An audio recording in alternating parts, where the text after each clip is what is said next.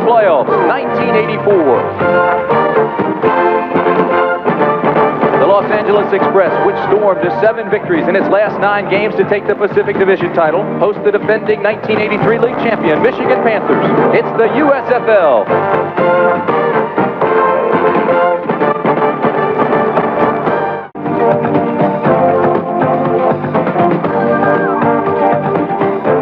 Hello again, everybody. I'm Tim Brandt. There have been rumors of a players' strike for the playoffs this week by the newly formed Players Union here in the USFL.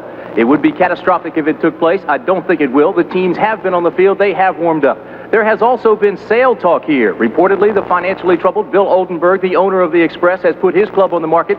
That reported by an LA newspaper. Nonetheless, the playoffs are about to begin as scheduled, and we have one of the more interesting matchups taking place today here at the LA Coliseum. The Express, certainly one of the younger teams in the league, against the defending champions of this league, the Michigan Panthers, one of the more experienced. And I think it is also ironic and very interesting how these clubs got here to the playoffs.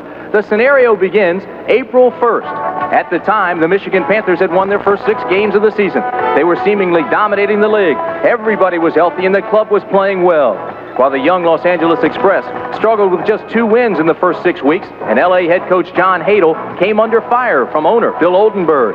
But then April 1st, roles reversed and misfortune fell on the Panthers. All-pro wide receiver Anthony Carter suffered a severe fracture of his arm. He was lost for the season. That weekend also marked the debut of Steve Young in Los Angeles. And with Young at the helm, LA has doubled its scoring production. The sputtering offense has become more balanced. So look at these numbers. The banged-up Panthers have had 8 All-Pros miss games with injuries. Consequently, they've won only 4 of their final 12 games, while the Express enter as the champions of the Pacific Division. LA has matured, blended together, and getting stronger as the season progressed. I think, Lee Grosscup, it is easy to see why LA would be favored today, and they are the favorites. Michigan's problems have been well documented with the contract disputes, the injuries, with the players like Lacey and Godfrey jumping leagues to the NFL. But my question to you is, should they be heavily favored? Tim, I think they should be favored, but don't rule out the defending champions. They have won 3 of their last 4 games. They do have the veterans who have the playoff experience, and I don't think that they will panic, and they will probably peak at the right time. However, Los Angeles is very much like Michigan was in 1983. They're a talented young group of players who started slowly, began to gel at midseason, and have peaked late in the year. And I have said recently that I think that they have what it takes to beat anyone in the league. One of the most intriguing matchups for the fans today has to be the quarterback. It certainly is the most publicized, and we've got 2 good quarterbacks here today. I think we have the most compelling matchup of the year in Bobby Hebert, the Cinderella quarterback of 1983 on the left, going against the $40 million man, Steve Young, on the right. And Hebert, as we look at him in action right here, has had his problems. You mentioned them. He's playing with an injured knee. He's thrown the interceptions. He's had the sacks. There have been the turnovers. But despite all that, Jim Stanley feels that he is the man to lead them back to the championship game because in addition to the short and intermediate range passes, he has this dimension. He can throw deep. And he has one of the best deep threats in the league right here in number 29, Derek Holloway. So Bobby Hebert, despite all the problems he's had this year, still is the key to their offense. Steve Young is the greatest impact player in the league this season. And I have never seen a player have quite the ability to throw the football, particularly as an intermediate range passer, and also double as a breakaway threat.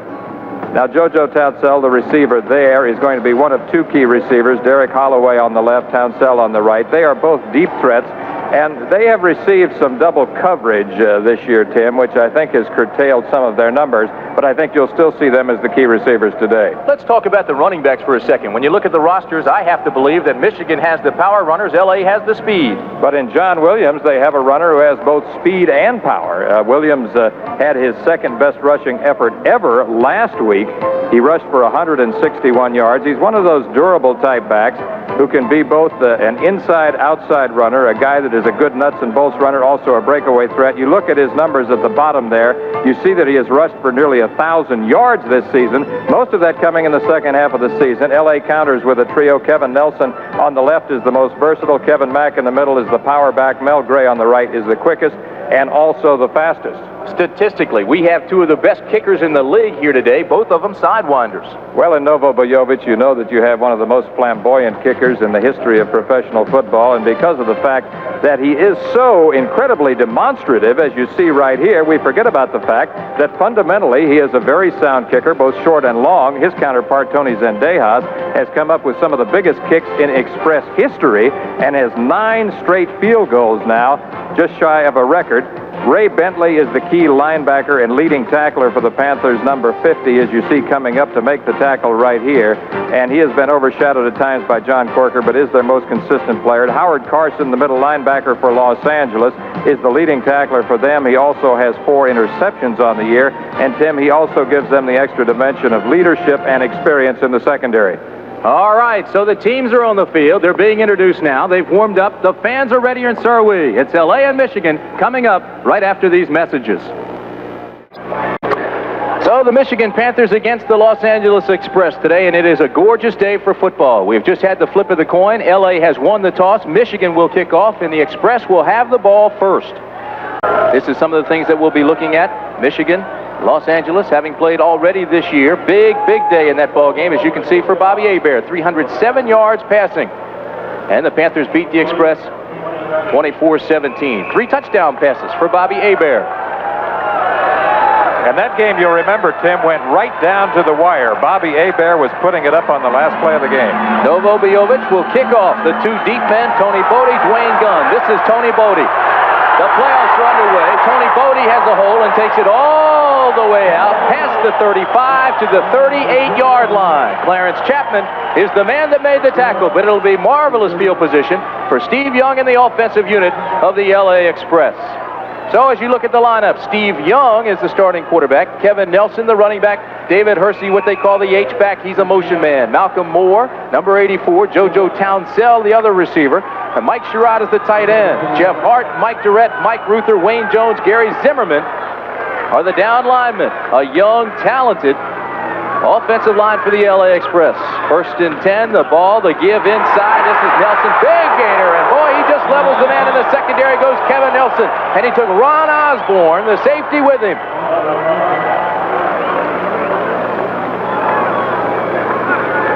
Three-four scheme for the Michigan Panthers. John Banaszak, the down man. David Tipton and Alan Hughes. Alan Hughes starting in the place of Larry Bethea. The linebackers, good ones, Kyle Borland, Robert Pennywell, Ray Bentley, and John Corker. John Corker has missed the last 3 games with a knee injury. He is playing today, says he is healthy. Vito McKeever replaces Clarence Chapman, who was suspended a couple of games ago. Tom Moriarty, Ron Osborne, and Oliver Davis round out the secondary. It is a 1st down, Los Angeles. And so Kevin Nelson, Tim, Kevin Nelson picks up the 1st down yardage with that 10-yard carry on the blast play, Tim. We are just underway at the LA Coliseum. You're looking at a quarterback who has turned this ball club around. We talked about that and documented that in the open. This time there is not much there for Kevin Nelson. The strong, quick, little scat back out of UCLA. David Tipton and Kyle Borland are the men who made the tackle. This defensive unit for the Michigan Panthers has been banged up. It has not played as well as it did last year because of the injuries, because of the changes, and because of the suspensions that the defensive unit has had this year. They have gone to a more basic scheme than they did last year. Last year they played a lot of games up front. They would blitz, they would X, they would play man to one side, zone to the back side. A lot of times that would happen. It has not been the case the last 3 or 4 games. 2nd down, Young throws, incomplete. Intended for JoJo Townsell. And I should tell you that this Michigan team, after that horrendous season in the middle of the season, came back and has now won 3 of its last 4. So they come in with a little bit of momentum. This ground level look of Steve Young throwing a quick pass to his wide receiver, JoJo Townsell, number 26, who's running a quick post pattern. The coverage there is by Tom Moriarty and Oliver Davis. The ball was very catchable. But remember, when you throw the ball high, when the man is cutting to the inside like that, he is very vulnerable. You want to keep that ball down a little bit. Steve Young's got to lower his sights.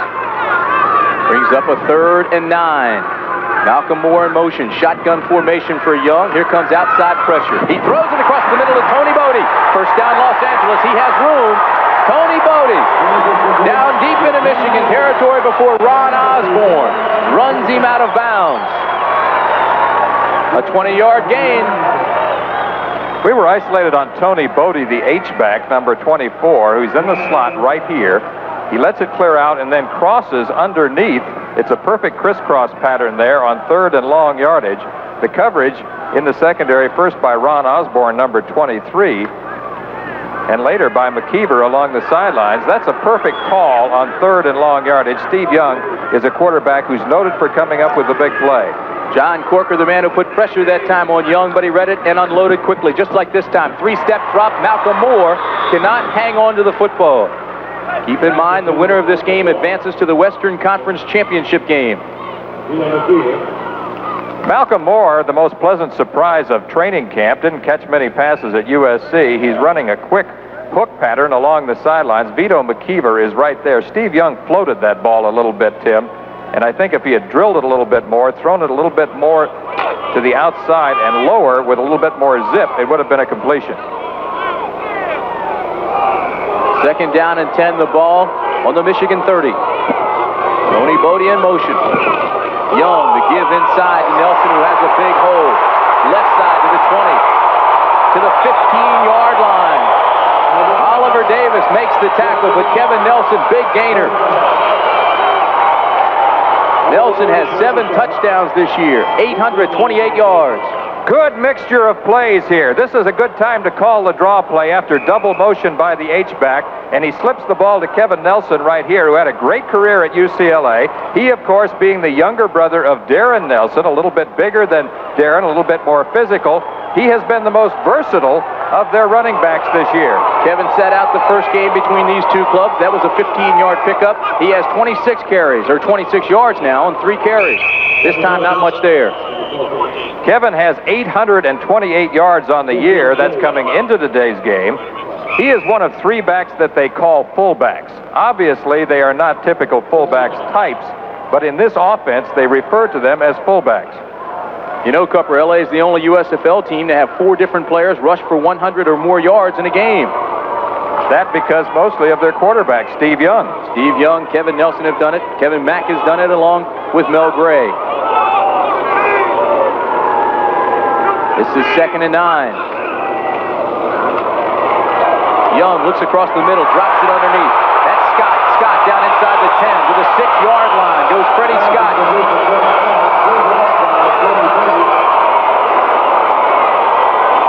So once again, the Express have good luck with their crossing patterns, this time going to the wide receiver, Freddie Scott, number 87. Scott is coming underneath. He's coming from left to right. After it clears out, it's a bit of a pickoff pattern in the secondary. Scott, an 11-year pro out of Amherst, who is the 4th leading receiver in Detroit Lions history. 262 receptions in his NFL career. Freddie Scott had a touchdown pass against the Michigan Panthers, a 28-yarder, the first time these two clubs played this year. 3rd and 1, off tackle to the right. Nelson tries to cut it back. John Corker makes the tackle. That's Jim Stanley, 2nd year as head coach. You know, he's faced adversity before. Last season, Michigan won only once in its first 7 weeks. He turned it around with 12 wins in the next 14 games and took his team to the first ever USFL title. It is 4th and 1. John Hadel, the head coach of the Express, sends Tony Bodie in. David Hersey comes out. They load up with Malcolm Moore and JoJo Townsell, double receivers, top of the screen. Tony Bodie on the wing in motion. LA going for it on 4th and 1. This is Steve Young. I think he got it.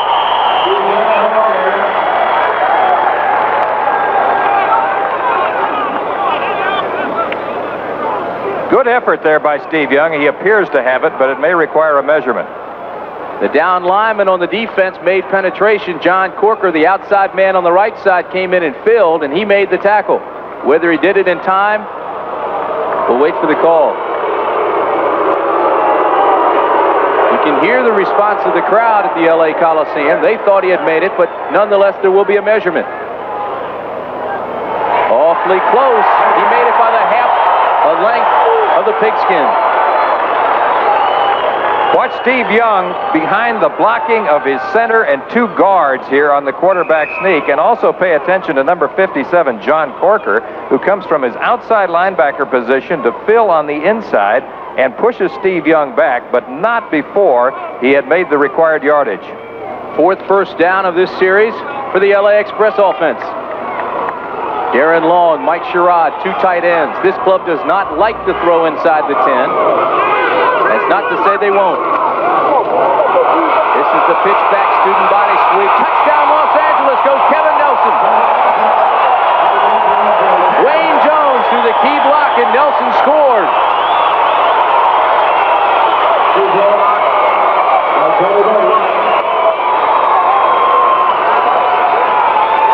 Good call here. It's the student body left or power pitch led by the pulling guard Wayne Jones out of the University of Utah.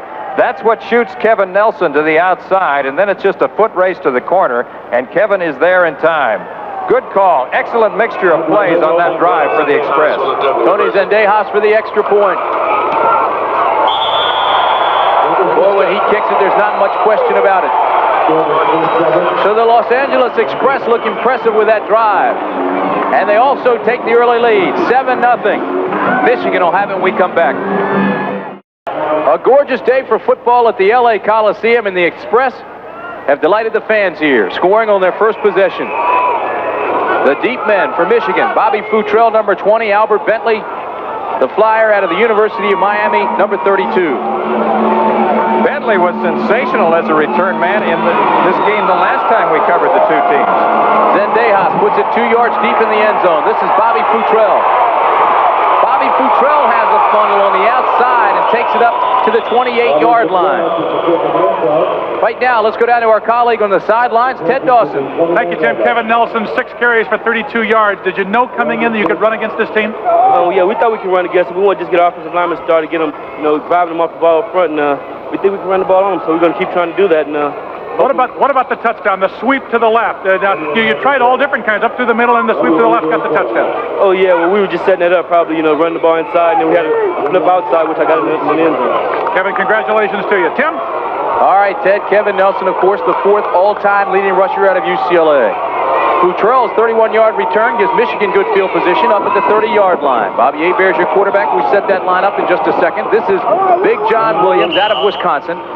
Williams had 161 yards last week in the final regular season game.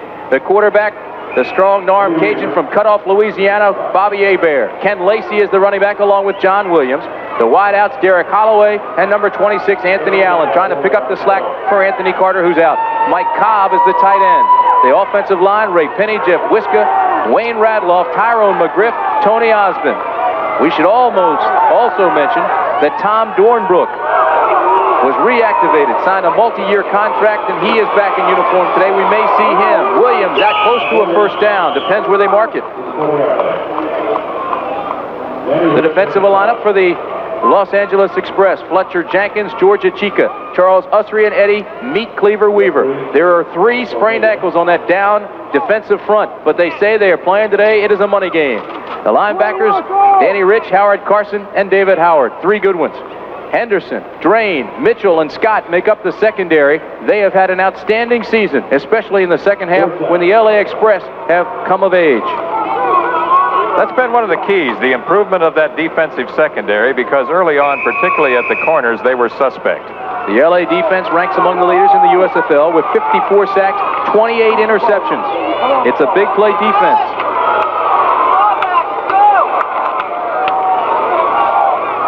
The numbers on Bobby Hebert. A checkered season this year. We'll talk about that and amplify in just a second. The fake to Lacey. Hebert to throw. Has time. Going deep. Incomplete. He was intended out there for Anthony Allen, number 87. Wyman Henderson, number 22, was with him step for step. Anthony Allen, who was with the Los Angeles Express earlier this year before being traded to Michigan, is running step for step here with Wyman Henderson, the cornerback. And you couldn't ask for better coverage than that, Tim. He's in perfect position to look back over his shoulder and see both the receiver and the football. Second and 10. We mentioned it's been a bittersweet season for Hebert with record-breaking performances, but he's also had the frustration of a nagging knee injury, which Lee Groscup mentioned earlier.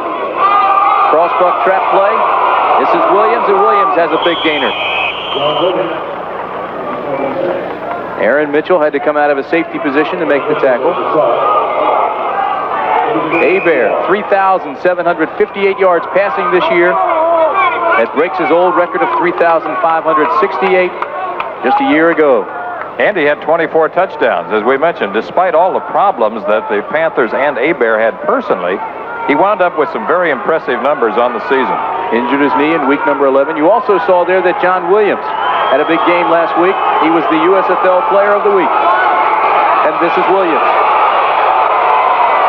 Williams has a first down, cuts back against the grain to the 43-yard line. So Michigan now rolls into Los Angeles territory. And this is exactly what the Panthers would like to do, Tim, as we get a ground-level look here of John Williams coming in behind his interference. He hesitates just long enough to let it flow in front of him. He gets a good block there from Jeff Wiska, number 72, and then cuts back before he's finally curtailed by a host of tacklers by the Express. Pickup of 11 on that play, first down Michigan. Williams now 27 yards on 4 carries. Terry Miller comes into the ball game now as a running back. Aaron Mitchell fakes the blitz, now drops off back into the secondary. It looks like zone coverage for the Express. It is. Hebert to throw against it, and it's blocked at the line of scrimmage by Weaver. That's good penetration by Eddie Meat Cleaver Weaver out of the University of Georgia. He played on a national championship team with Herschel Walker. And I think Meat Cleaver is probably the most intimidating member of the front four. Watch him coming from the left of your screen. See right there? No, it's not Meat Cleaver. It's Charles Ussery, number 79. Meat Cleaver, of course, has been one of the intimidators. You have a couple of bookend tackles in Ussery and Achika, both out of USC. Brings up second and 10 for the Panthers. Long count by Hebert. Give inside is to Cleo Miller, and he is lassoed quickly. That time it was Eddie Weaver. He wrapped his arms, made the penetration, and took Miller down for a loss on the play. Well, we were talking about Eddie the time before and maybe gave him some credit he didn't deserve. That time he definitely deserves the credit. And as I was saying, he's out of the University of Georgia, where he played for Herschel Walker on a national championship team. He's the strongest member of this team, Tim. Has a bench press of 535 pounds. Played with Herschel. Yep. He might have played for him at times. Third and 11, a loss of 1. Terry Miller and Cleo Miller in the ball game now. Broughton in motion. Hebert to throw across the middle, and it's incomplete, intended for Walter Broughton, who's had a rough year. He dropped at least 3 other passes, including a touchdown that could have won the game against Los Angeles the first time these two teams played. These are the things that have hurt Michigan throughout the season. We talked about the drive killers, the frustrating year that they have had. Walter Broughton on a crossing pattern right there. Now that is truly hitting your man on the numbers. That ball could not have been thrown any better by quarterback Bobby Hebert, but he simply drops the football. Bobby Hebert 0 for 3 now. Skip Johnson on the punt. Look at his average. It's healthy. His longest, 57 yards.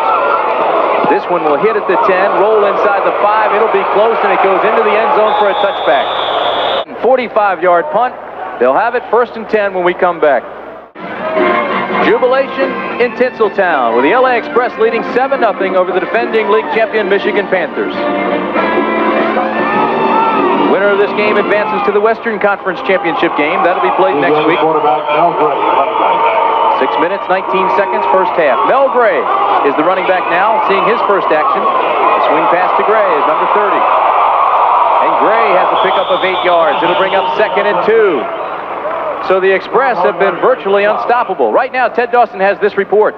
Thank you very much, Tim. Did you ever wonder how quarterbacks remember all those plays? Well, here at Michigan, Bobby Hebert and Mike Ray have these little play charts. They put them right on their wrist. It's got 84 plays, and then all the plays are called in from the sideline, 1 through 84. That's how they do it, just like that. Makes it easy, doesn't it? I never used those for football, but I used them for a few exams. I bet you did. Second and 3. But they're here, happy to hear that at the University of Utah. Mel Gray, left side, close to a first down. I think he's got it. It'll be the 5th first down of the day for the LA Express. Robert Pennywell and John Corker take him down across the 30-yard line.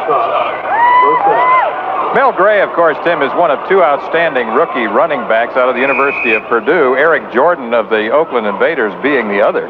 He was one of the guys who triggered that 7-game win streak for the Invaders after losing 9 straight early on. Los Angeles 10-8, the youngest team in this league. 42 players on the roster of 50 are either rookies, first or second-year players. Play action. Young to throw. Has a man, and it's complete to David Hersey. Another first down for LA.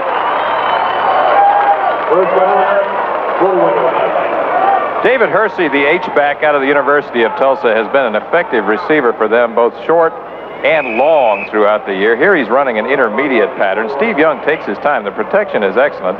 Hersey breaks to the outside here, looks the ball into his hands, and also is conscious of where his feet are. And this, of course, Tim, is a 2-foot league. Unlike college football, where only 1 foot has to be in bounds for it to be a completion. Did he have both feet in? Very much so. Steve Young, 4 for 6 now, 46 yards. It's his first down. Mel Gray. They'll give him about 2, maybe 3 yards on the carry. Mel Gray. Tim, John Corker, start.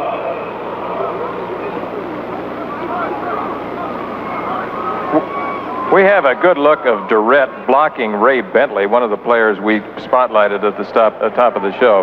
Look how he sustains the block here. He makes excellent contact initially, and then he takes Bentley about 4 yards further downfield.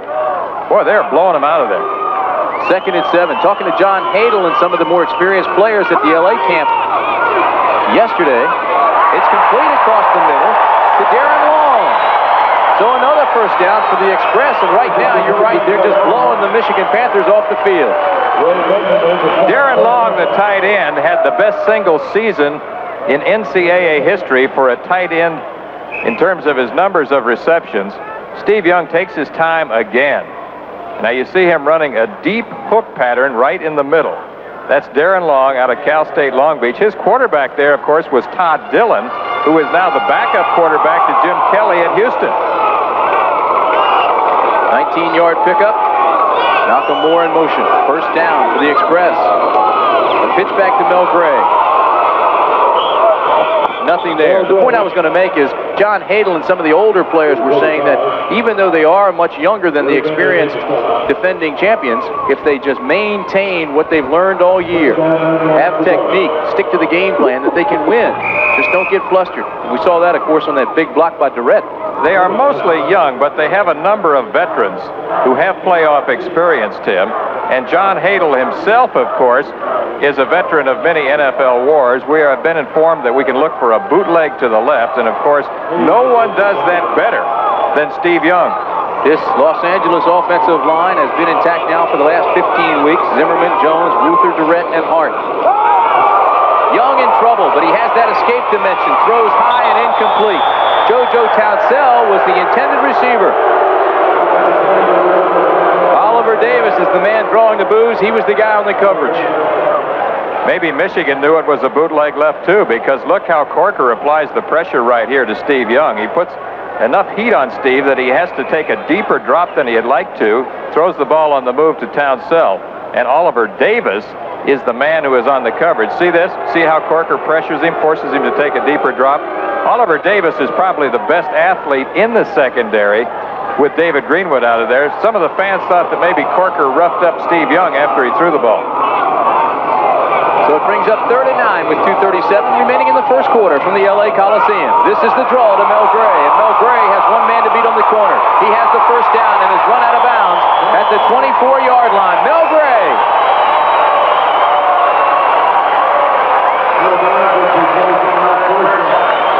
That forward handoff draw play out of the shotgun has been effective for them in long yardage situations occasionally this season. We've also seen the Denver Gold use this play effectively. Forward handoff right there to Mel Gray, number 30, who takes an inside move first, goes back to the outside, is pursued by Mike Edwards, number 53, and finally run out of bounds along the left sideline. Jim Stanley played for Bear Bryant at Texas A&M back in the 60s, along with some other great players who we'll talk about later. First down, Los Angeles going for it all. Incomplete.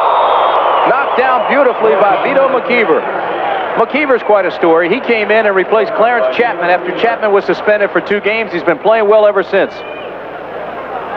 Another look at the H-back David Hersey, number 81, a talented rookie out of Tulsa. The ball could have been thrown about 3 yards further here and a little bit deeper, and possibly with a softer looping trajectory, which would have given Hersey a chance to run away from Vito McKeever, who was closing in from his safety position. Second down, we'll look for Mel Gray, the 4'4" sprinter out of Purdue. He was on the track team as a sprinter at Purdue, was tested here as a wide receiver before he became the running back. And this is Gray. Not much. John Banaszak made the penetration and tripped him up.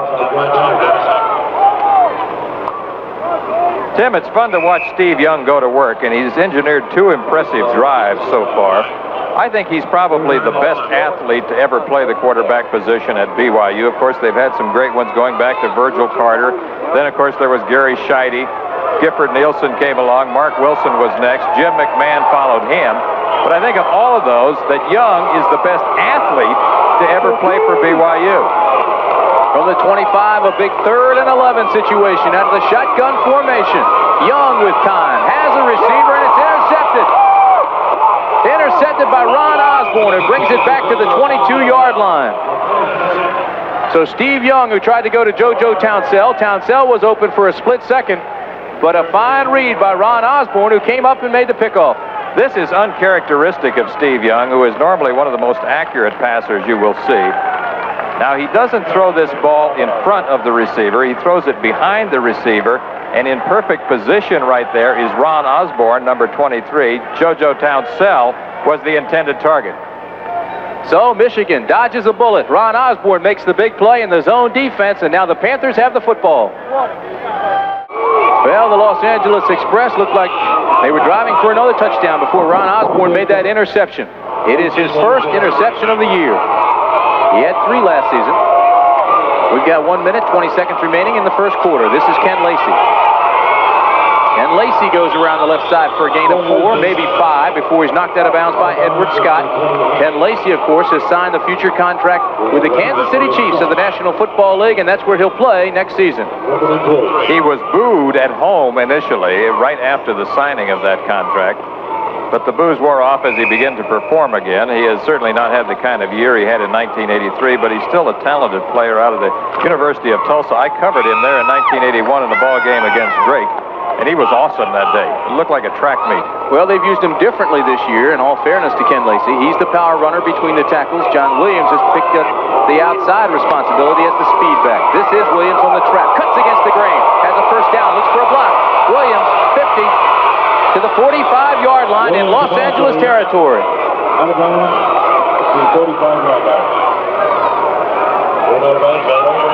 Tim, this is vintage Michigan. This is what they do so effectively. Underneath ball handling here. Forward handoff to John Williams. Good block there by Jeff Wiska, number 72. Springs him, but he cuts back across the grain, traverses the field, does a little juke step, limp leg back to the outside, and now it's a foot race with Wyman Henderson, number 22, as he heads back to the right sideline. Let's watch Jeff Wiska's block, number 72, on Howard Carson, number 54, the middle linebacker. Good contact right there, high and hard. That sets it up for Williams to traverse back to the right. The fake to Williams on first down and the throwback. Oh my, here we go. Michigan has a first down. So Ken O'Neill, who was recently signed by the Michigan Panthers and activated, makes the catch. First time we've seen him in a game this year that we've done.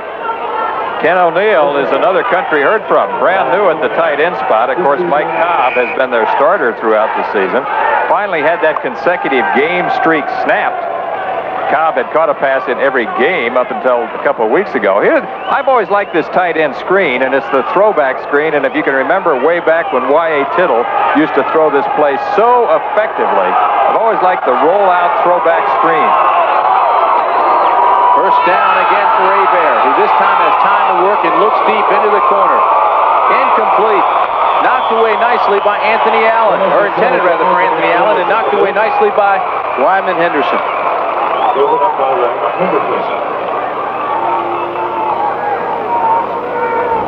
Very end of the last play, you can see number 87, Anthony Allen there, battling with Wyman Henderson, number 22, in the end zone. And the ball is swatted away adroitly there by Wyman Henderson. He one of several talented players out of the University of Nevada, Las Vegas. So it's 2nd and 10 from the 29 for Bobby Hebert. Looks like a zone defense by Los Angeles. No, it's a man defense, so they throw to the flat to the Iceman, Ken Lacey.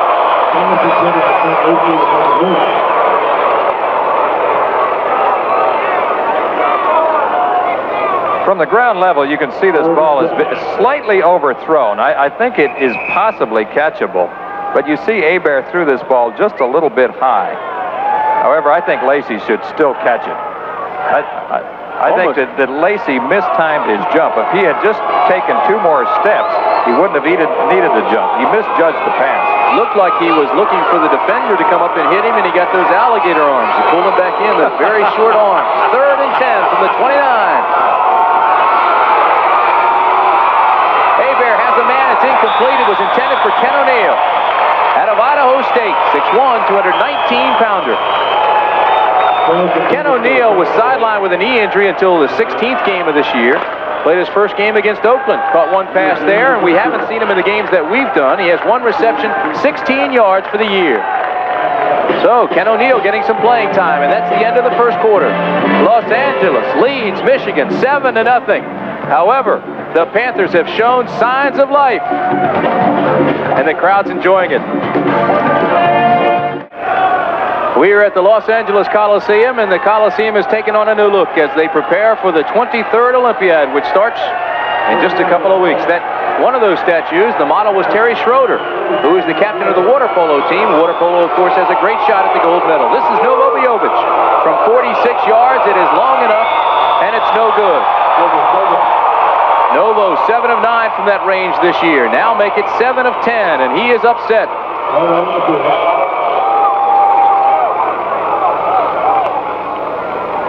Novo Bojovic, who is normally very consistent as a long-range kicker, gets the ball. The ball is placed down here. He seems to have plenty of time.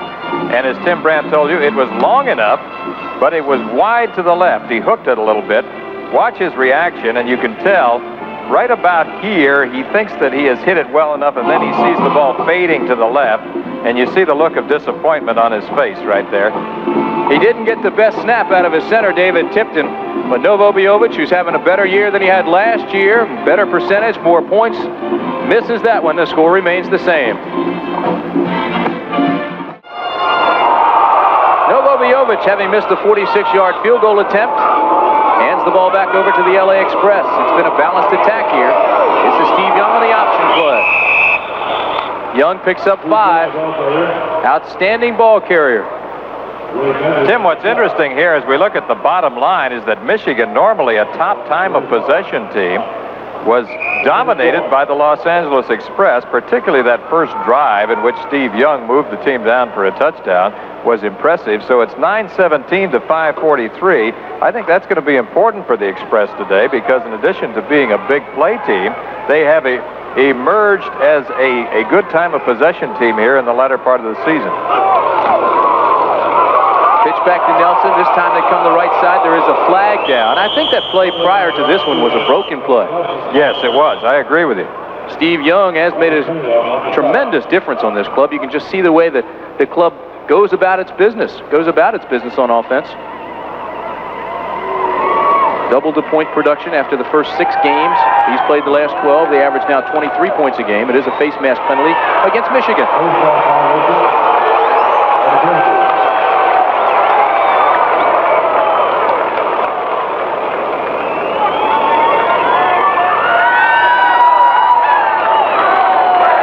Face mask, number 52 on the defense. First down. That's Kyle Borland, who's guilty. Kyle Borland, the linebacker, Grabs number 24, Tony Bodie, right there. Tim, it doesn't take a Phi Beta Kappa to figure this one out. It's the first penalty of the game. 13:57 remaining in the half. Hersey in motion.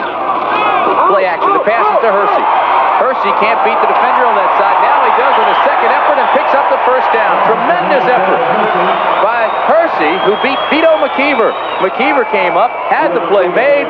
He had Hersey stop and slipped off. David Hersey, the H-back, is in motion from right to left. Now he slides right up the seam and then cuts to the outside. You see the ball thrown a little bit behind him. Ron Osborne, number 23, the safety man, comes up to there. He gives him a little limp leg, and it's number 36, Vito McKeever, who ultimately knocks him out of bounds along the left sideline. JoJo Townsell to the top of the screen. Malcolm Moore in motion. First down. Pass is overthrown, intended for Townsell. It's complete to Whit Taylor. Whit Taylor, number 10, along the sidelines. Watch Steve Young's form here, and maybe we can pick up why he overthrew the ball. He doesn't finish quite enough. He throws the ball with a little bit too much of a loop. However, since the coverage was there along the sideline, it was an opportune misthrow. He's now 6 of 12 in the passing department for 78 yards, and he engineered that touchdown. Those are his numbers on the year right there. Hersey, the motion man, on 2nd and 10 from the 45. This is Nelson. Nelson cuts back inside, and he pays the price for that decision. He is a good north and south runner, however, though, Tim. He can juke you, but he can also be a power back for them. And as I said at the top of the show, of the 3 running backs that we talked about, Nelson, Gray, and Mack, I think probably Kevin Nelson is the most versatile, meaning that he can do more things as a runner and as a receiver. Tony Bodie comes in now as the H-back. He's out of Montana State. Bodie, a role player now. The H-back is more like a tight end. They use him in several different positions. Here they use him as the split-out twin receivers, bottom of the screen. Michigan now in a dime defense, which means 6 defensive backs. Young, 5-step drop, going deep. Incomplete. It was intended for JoJo Townsell. Outstanding coverage out there by Oliver Davis. Tim, we mentioned that with the absence of David Greenwood, Oliver Davis has emerged as the best athlete in the secondary for Michigan. He has step-for-step coverage right here with JoJo Townsell along the left sideline. Steve Young throws the ball about as far as he can right there, and the ball is up for grabs, and no one comes down with it. So Jeff Partridge will punt the ball for Los Angeles. He has close to a 40-yard average. His longest 75. Tremendous roll. Going for the sidelines, but it's a short kick. It's taken by Anthony Allen, and there's not much return. I'm not so sure what he tried to do with that punt. It almost looked like he went for the sidelines, missed it, and it was a low punt. It only went 26 yards, and Anthony Allen returned it. So Michigan has good field position.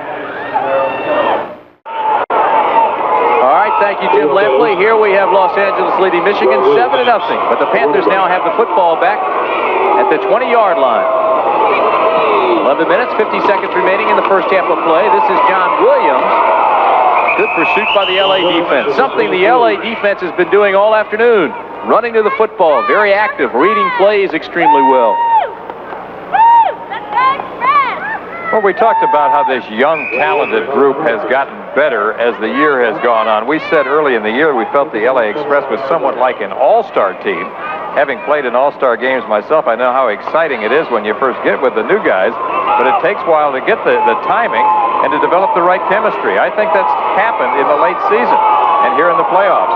John Williams now has 57 yards and 6 carries. He, by the way, signed a new long-term contract with the Panthers this week. And he, by the way, had a 3-yard loss that time as Fletcher Jenkins, big number 90, came through and penetrated. He had that play read all the way. Fletcher Jenkins out of the University of Washington is not the flashiest player the Express have, but Tim, he probably has emerged as the most consistent of their down linemen at his defensive left-end position. And you see right there getting through a block and coming up to nail John Williams for a loss. I mentioned Fletcher Jenkins had a sprained ankle. He rested that ankle last week. Injured against Oklahoma. He looks pretty good, pretty quick to hit it today.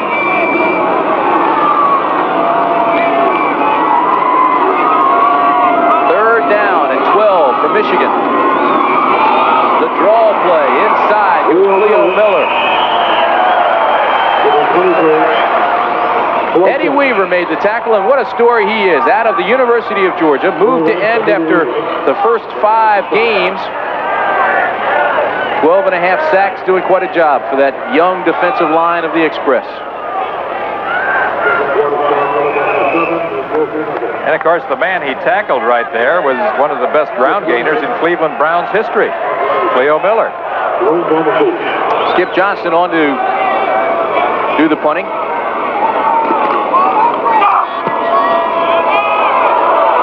Dwayne Gunn will let it hit. And it gets in a Los Angeles bounce, and it bounces back up near the 44-yard line. Don Eccles downs it there. So the score remains the same. We've got 9:32 left in the half. 9 minutes, 24 seconds left in the half. Los Angeles has the football, 1st and 10 from the 44-yard line. This is the pitch back to Mel Gray. Mel Gray, speedster out of Purdue, runs into Robert Pennywell. Total mismatch. Pennywell, 225 pounds. Mel Gray, just a little guy, 175 pounds. Right now, let's go down quickly to Ted Dawson. Thank you very much, Tim. Bobby Hebert, the offense sputtering right now. What's going on? Well, you know, we mixing it up pretty good. We were running the ball well, and we missed a couple of passes. The last time John got tripped up, which I think would have been a good play on the 2nd down, but we just got to keep mixing it up and put some points on the board. Coming off kind of a bad game for you last week, are you feeling a little pressure out there? No, not at all, not at all. Bobby, good luck to you. Thank you very much. Bobby Hebert, Tim. 2nd and 7, Los Angeles. Bodie goes to the wingback position. Plenty of time. Double pump. Steve Young throws long. Has Townsell, and Townsell makes the catch. He makes the catch in the long jump pit down near the 20-yard line.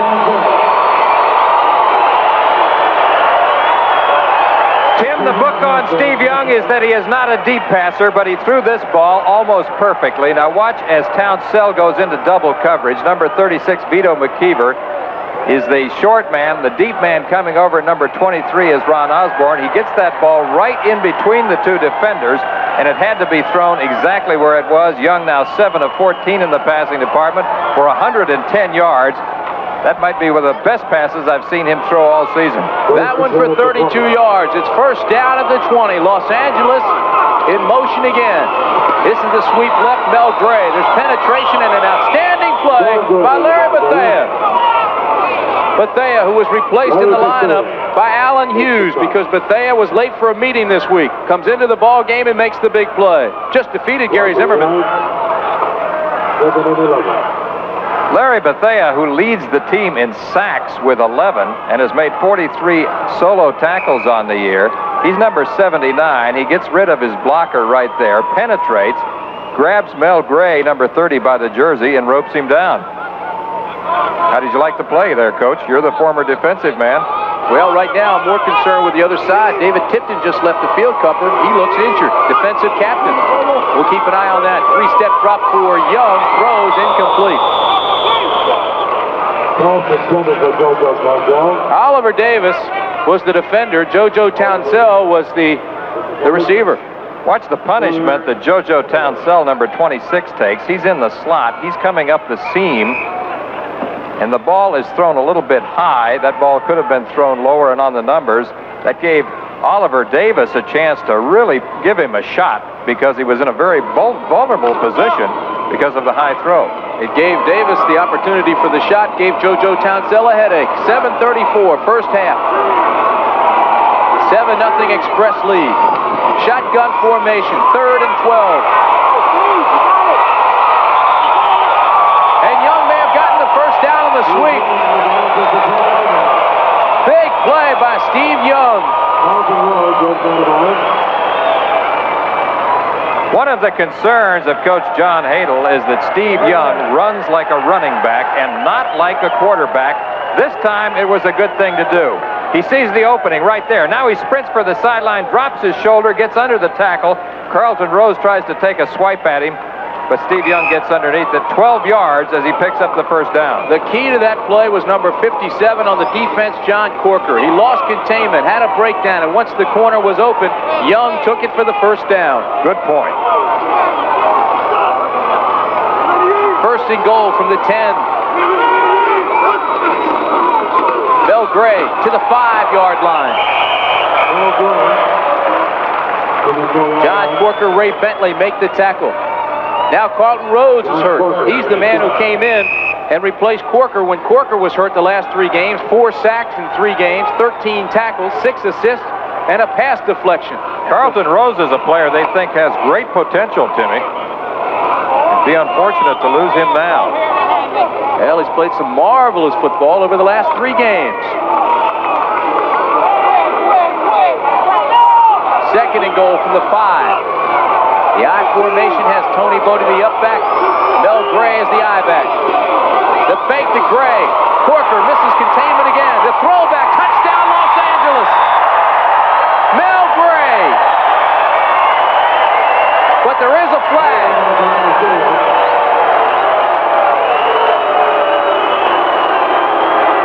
Looks like it's going to go against the Express, Timmy. It is, and you can hear the reaction of the crowd. A 4-yard touchdown pass. Young to Gray is nullified. Offense, number 72, building it downfield. Loss of down, 3rd down. Jeff Hart, number 72, the tackle for the Express, was illegally downfield. So it cost his team a touchdown. That was a great extra effort there by Steve Young as he bootlegged out to his left, slipped away from John Corker, and then threw to Gray in the end zone. Looking again, watch Steve Young's extra effort here. He bootlegs, and now John Corker appears to have him. He jumps out of the grasp of Corker and then throws to Mel Gray in the end zone. Jim Stanley has made the move. He's replaced John Corker with Mike Edwards, number 53. This looks like the halfback option. It is. The receiver's open. The ball's overthrown.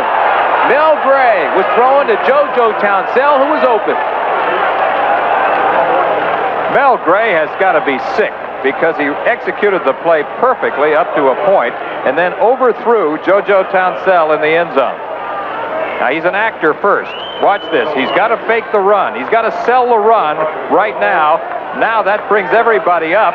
JoJo Townsell is wide open, but he overthrows the ball by about 2 or 3 yards. The closest man on the coverage was Vito McKeever. Tony Zendejas, who has hit 9 straight field goals, will try a 32-yarder. The snap is good, the hold is down, and the kick is through. So the Los Angeles Express have scored again. With 6 minutes and 30 seconds remaining in the first half, the LA Express lead Michigan 10-0. Los Angeles is certainly doing that. Expressing itself clearly. Zendejas to kick off. Bobby Futrell and Albert Bentley are the deep men for the Panthers. This is Bentley. 4.5 yards deep. Looks for help. Now cuts across the 20, has an opening to the 29-yard line where Michigan will have the ball first down. It was Darrell Patillo who came up and made the tackle at the 29. So with 6:19 remaining in the half, that 34-yard return gives Michigan good field position.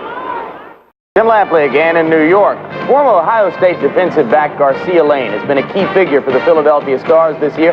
Now Lane has come up with the big play which has given the Stars a 14-0 lead over the Generals. This, a 70-yard punt return. Watch the excellent block by 84 Herman Harris that allowed Lane to go on into the end zone, and after that 70-yarder, first touchdown punt return in Philly history, they lead New Jersey 14-0. Let's go back to Tim Brandt. All right, Lamp, so New Jersey won last week. Now Philadelphia retaliating roonly in the city of brotherly love. 6 minutes to go in the half here. Bobby Hebert's the quarterback, and he's trying to go deep. Intercepted by Los Angeles. Edward Scott, number 23, in the hip pocket of Derek Holloway all the way. Read the pass, took it at its highest point, and made the interception.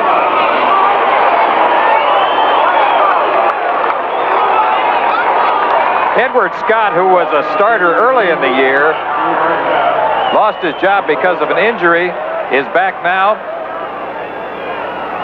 And watch how he covers right here.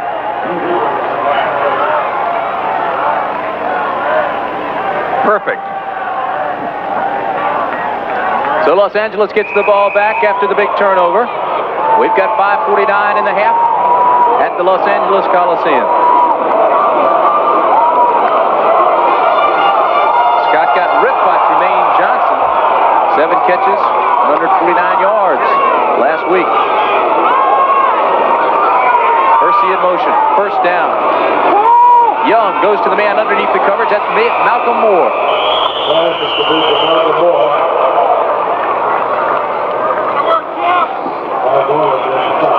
Well, Tim, I apologize for my comments on that last replay. If I seemed a little incomplete, I was hearing everything twice when we came back from the network.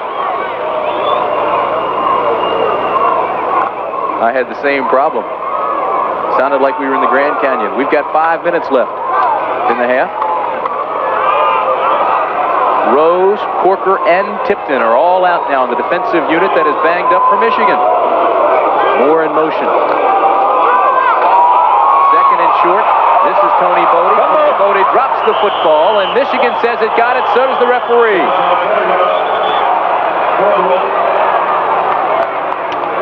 So the referee, Bill Parkinson, says that Michigan gets it back. The Panthers, -7 in the giveaway takeaway, have improved that mark just a bit. They get the football back in good field position.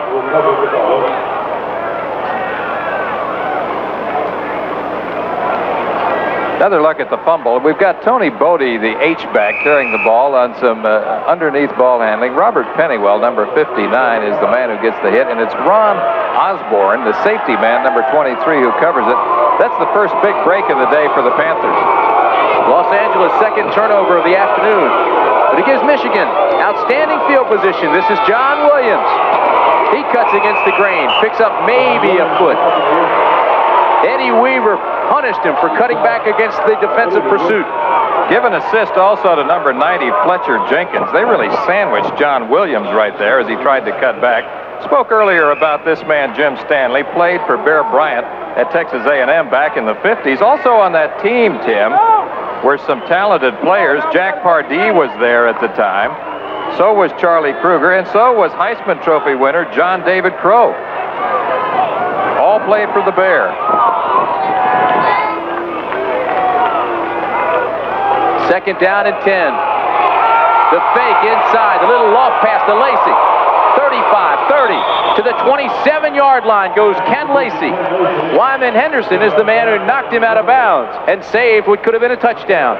Ken Lacey, who misjudged one of these floating patterns earlier today, judges this one perfectly. You remember earlier, he jumped too soon. This time he sees the ball thrown a little deep. He takes the extra steps, looks back over his shoulder, makes the over-the-shoulder catch, and races along the sidelines before he's finally run out by number 22, Wyman Henderson, the cornerback. Hebert now 2 of 9 in the passing department, off to a slow start for only 34 yards. Holloway comes to the bottom of the screen. The top of the screen is Anthony Allen. First down. Straight ahead goes Terry Miller, number 43. Well, tempers flare a little bit, and down in the middle of that Donnybrook is Tyrone McGriff. So McGriff and Howard Carson, 2 longtime NFL players, have a few words. When does a scuffle turn into a Donnybrook? Oh, I guess about the second little punch. You know all about those Donnybrooks, don't you? Being a former linebacker and roverback. Very clean player, and I didn't get into many of those tussles. I heard all about you. Second and 7 from the 24-yard line. Miller picks his way, lift legs down inside the 20 to the 17-yard line. Well, Jim Stanley's pulling out all the stops. He's playing Terry Miller. Terry Miller, of course, was hurt most of the second half of this season. Scored 2 touchdowns against Denver, and he looks to be in midseason form again. Of course, he had a great career at Oklahoma State, where Jim Stanley coached. One of the most prolific rushers in Big 8 history when he was there. Only has 162 yards for the year and 4 touchdowns.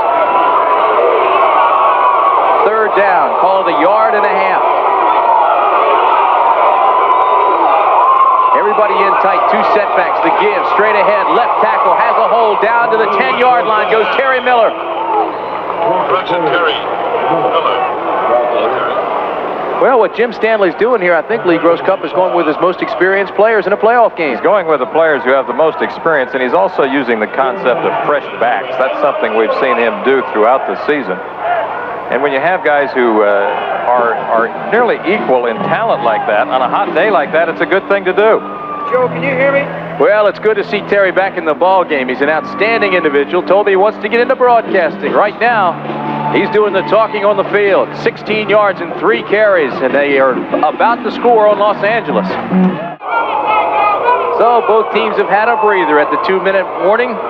Los Angeles leads 10-0. Keep an eye on Terry Miller. He held a Big 8 career rushing record until Rozier broke it last season. 16 carries, or 16 yards rather, 3 carries. Long count by Hebert. This is John Williams. Has a hole. 5, 3-yard line. John Williams. Great block there by number 72, Jeff Wiska, who we've seen making some outstanding blocks previously. That's what sprung John Williams and put him into the seam. Sweep, power sweep play. Good block right there by Cleo Miller. There's number 72, Wiska, kicking out on Dwight Drain, number 33. And it's Aaron Mitchell, number 34, who finally makes the tackle just short of the goal line. Brings up 2nd and 2. Keep in mind, they can get a first down without scoring a touchdown.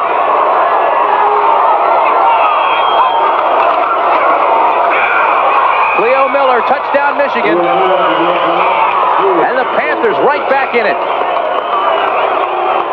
2-yard touchdown for Cleo Miller. So it's Miller time. This is a clinic, Tim. Watch this. If you want to see the way to run the off-tackle blast play right there, number 33, Cleo Miller, gets right in behind Mike Cobb, number 89, and John Williams, number 40, who was the lead blocker on the play. There was a hole big enough that either one of us could have run through there. That's Cleo's first touchdown of the year. You know, he played 9 years in the NFL with the Browns and the Chiefs. Sobiovic for the extra point. Sobiovic cuts the lead to 3. Novo now 47 of 48 extra points this season. He closes the gap. It is now 10-7. The Express have the lead. We have 1 minute and 50 seconds left. The drive by Michigan, 45 yards, 7 plays after the fumble by Tony Bodie. Impressive drive. Good variation there. A lot of mixture of plays. But particularly they were impressive with their running game as they continued to bring fresh backs into the ball game. Sobiovic, long kick. Dwayne Gunn, 4 yards deep, is going to run it out to the 10, the 20, up to the 30-yard line. They'll mark it on the 33-yard line. He is lassoed there in a gang fight, but a good return by Dwayne Gunn. Gutsy return. Dwayne Gunn, who we saw run 77 yards with a punt return against Oklahoma a few weeks ago. Dwayne Gunn, of course, is a rookie out of the University of Indiana, where he played both for Lee Corso and Sam Weiss there. Tony Bodie is the guy who gets the block right here. Look at the hit right there. Oh, he really knocks his man over. That gives Dwayne Gunn, number 83, a little bit more running room, so he takes it up and gets out of bounds to stop the clock. You know, last year in the playoffs, the Panthers trailed Oakland 7-0 in the first half. They came back to win that one 37-21. I remember I covered that game last year. Here they've cut the lead to 3. Steve Young has 1 minute and 42 seconds. Bad snap. Makes a great play on it. Throws under the coverage, and it's intercepted. Ray Bentley looking for a block. Runs like a fullback and takes it down to the 33-yard line. 3rd turnover for the Express. Steve Young might have been better to not try to throw this because he had a very high snap from center. And this throws off the timing. Watch this right here. Now Steve Young has to leap to get the ball. Throws downfield. He's aiming for David Hersey. See how high the snap is? This throws off his timing. He's rushed. He rushes himself right here. He's aiming down the middle, trying to hit Malcolm Moore, it is, number 84. And it's Ray Bentley, number 50, who we spotlighted at the top of our show, who makes the key interception there. Steve Young was rested in what turned out to be a meaningless game last week against Arizona. He could be a little bit rusty. 1 minute, 32 seconds remaining in the half. Hebert has a man open. It's Lacey. First down, Michigan. He was rested because of bruised ribs. He took a real shot in the back in the game we covered against Oklahoma. Bentley made the interception. Right now, he's with Ted Dawson. Bentley may have turned this game around. What was going on out there? Well, he kind of bobbled the snap on the shotgun. I held and then dropped back, and he tried to throw it over the middle. And I went to hit the guy, and the ball ended up in my hand, so I took off with it. You were as surprised as anybody, huh? Yeah, I was. Hey, I did. That's the story from here in the Ville, Tim. Ray Bentley. All right, Ted, thank you very much. 1:25 left in the half. You see the time in the bottom of the screen. It is first down, Panthers. Good field position. Well within Novo Bojovic's range. Michigan wants the lead at halftime. Lacey, touchdown Michigan. Ken Lacey. Bobby Hebert threw a dart right on the money to Ken Lacey. Touchdown Michigan. And the Panthers now have the lead. It appeared that Howard Carson, who was on the coverage, was not even looking. It looked like if he had turned around, he might have been able to knock the ball down. 22-yard touchdown pass from that man, number 11, Bobby Hebert. Bobby Hebert looking for Ken Lacey, who is circling out of the backfield. Lacey is on the far right of your screen. He's going to be running step for step with Carson. See what I said? Carson wasn't even looking.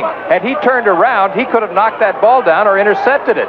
But he was looking at Lacey instead of turning back and catching the football out of the corner of his eye.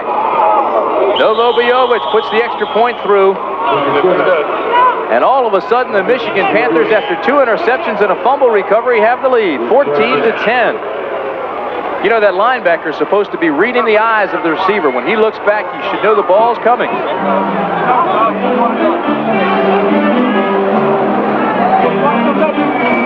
Ken Lacey. So let's pay attention to Howard Carson. First watch Ken Lacey, who is the halfback circling out of the backfield here. He's running a circle fly pattern. See that? Carson didn't watch the eyes of Lacey and therefore didn't turn back. The other man on the coverage was number 33, Dwight Drain, the safety man. Excellent pass, though, by Bobby Hebert. He put it exactly where it had to be. Ken Lacey separated his shoulder against Denver, missed 4 games, was not the same after that, so many said, back in the Motor City of Detroit. He signed that contract with the Kansas City Chiefs to play in the National Football League next season. But he looked pretty tough on that pass. Michigan has scored twice now in the last 31 seconds.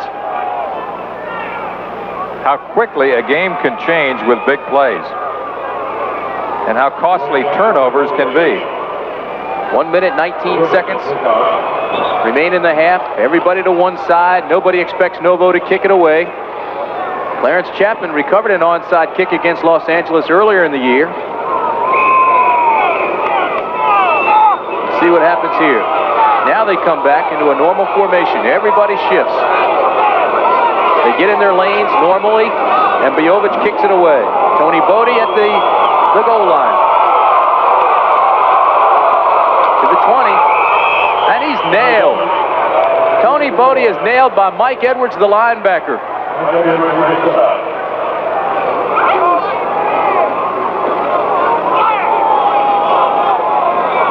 With 1:13 remaining here, Tim, it'll be interesting to see what approach Los Angeles takes. I think they will try to move the ball downfield and score.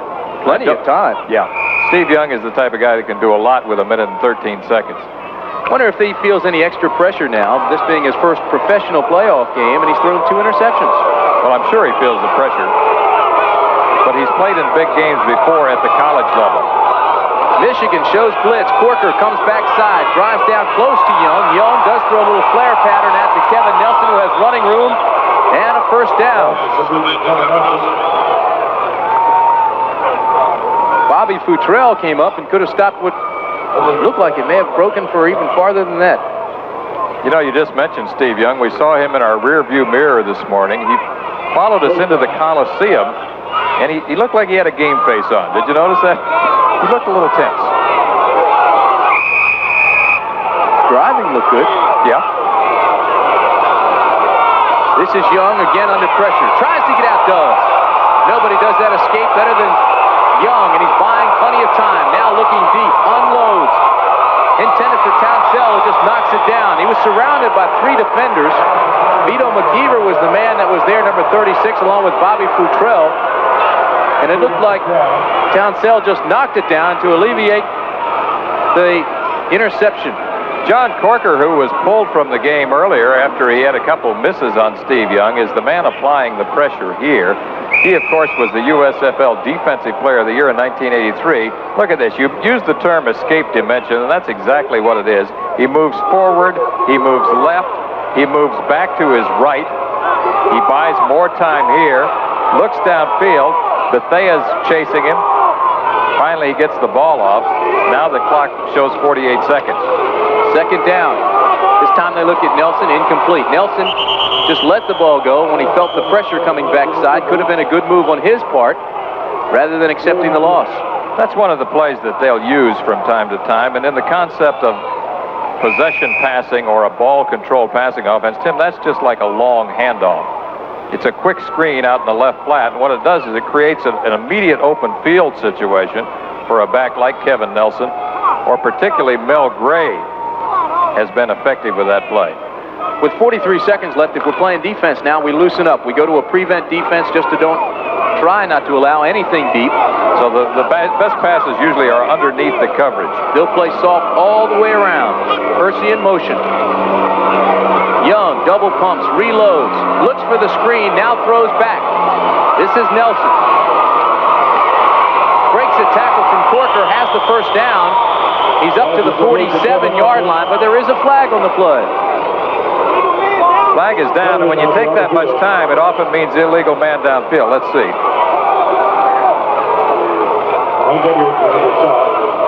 So the penalty is against Los Angeles. They'll move him back, and that'll mean it'll be punting time.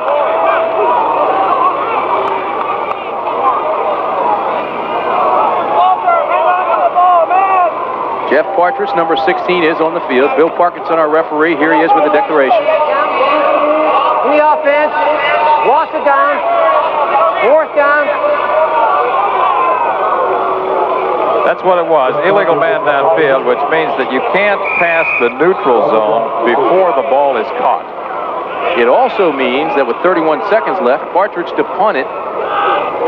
And he's deep in his own territory, inside the 10. Michigan will get outstanding field position, and a good return could set up Novo Biovic again. But we won't get it. It'll be a fair catch by Walter Broughton. And now with 24 seconds left, the offense comes on, a 45-yard punt.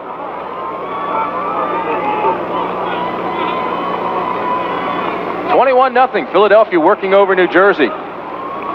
Well, the Generals won that game last weekend. The Generals beat Philadelphia twice during the regular season. But that doesn't surprise me too much that they're taking charge of that game. I had a feeling that Philadelphia was going to be the team to beat in the playoffs. Let's go down on the field to Ted Dawson. Ted? Thank you, Tim. Carlton Rose, the head of the defense, who was injured earlier in the game. It looks like there's a whole different spirit over here on this side of the field. We're getting a couple of turnovers. We're having a couple of those in a couple of weeks now. And it's the offense moving the ball right now. Defense gelling, so just got to keep it up now. Carlton Rose, congratulations. We've still got another half. Timmy? And we have 24 seconds in this half. This is John Williams, who stumbles across the 30 to the 31-yard line up near the original line of scrimmage. Doesn't surprise me too much. I think the Panthers will be content to take a 14-10 lead into the locker room at halftime. And that'll be the last play of the half. Well, not a surprising half. L.A. came out, scored quickly twice, seemed to be dominating the line of scrimmage. Then the turnovers made the difference. 2 interceptions, 1 fumble by Tony Bodie, and all of a sudden, Michigan came roaring back with 2 scores in 31 seconds. We'll be back with the halftime activities after this message and a word from our local stations.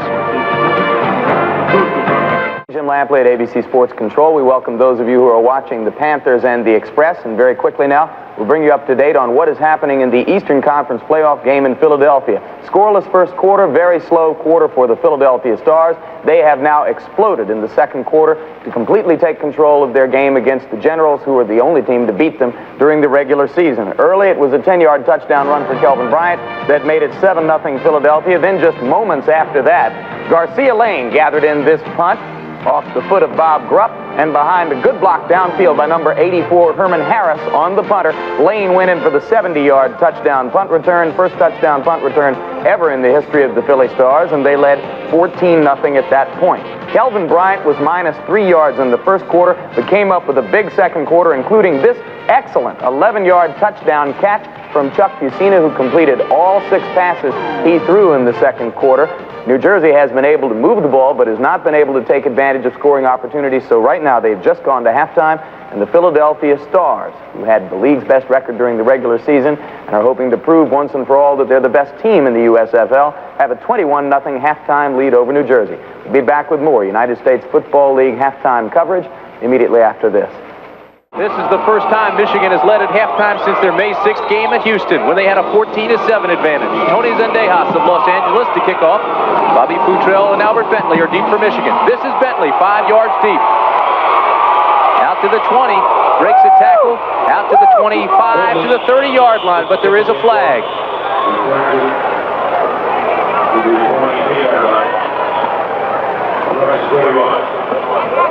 Our referee, Bill Parkinson, tells us that there was holding by the Panthers. They are the officials for today's game. The winner of this game advances to the Western Conference Championship. However, if Los Angeles wins today, they will not have the home field advantage next weekend. 62, doing the return, holding, first down. Number 62 is Tom Dornbrook.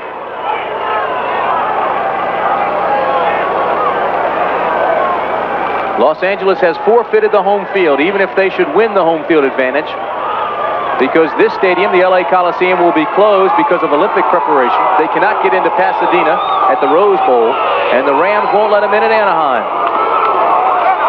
This is Ken Lacey.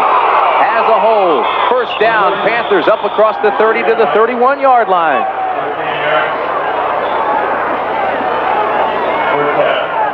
Good blocking on the right side of the offensive line for the Panthers, a team that has shown that they have the killer instinct in the past. Ken Lacey gets through the hole, makes a good cut upfield. He's brought down initially by Dwight Drain, number 33, the best and most effective tackler in the secondary. Wyman Henderson, second man in, 16 yards on the play for Ken Lacey. Good gainer. Just underway, second half, Tim Brandt Lee Gross Cup. This is Bobby Hebert, who gives it to John Williams, and John Williams breaks a tackle and picks up a quick 6 yards on that play.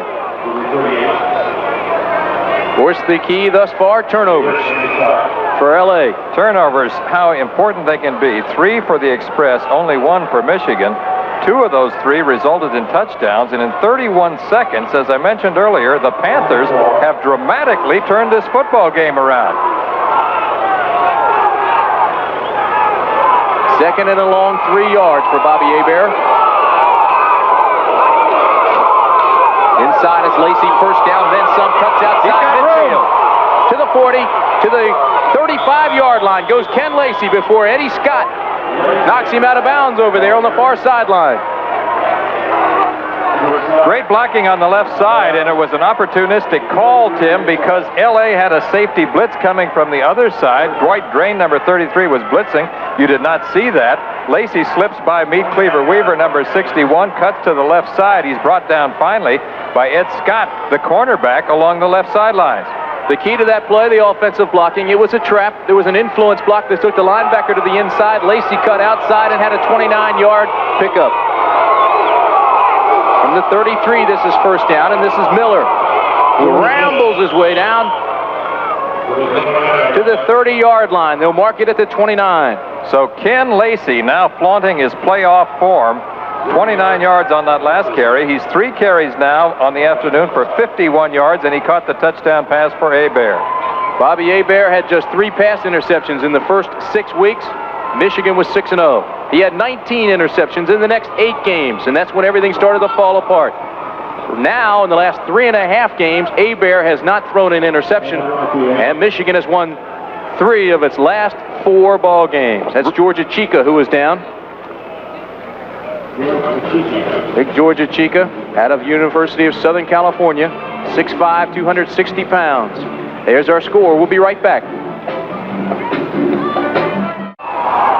George Chica has been replaced by Dewey Forte. Chica, we're happy to tell you, just had the wind knocked out of him. And he will return, although it looks a little bit more painful than that. This is 2nd and 7 from the 30 for the Panthers. Inside handoff, picks up about 4. John Williams, the ball carrier.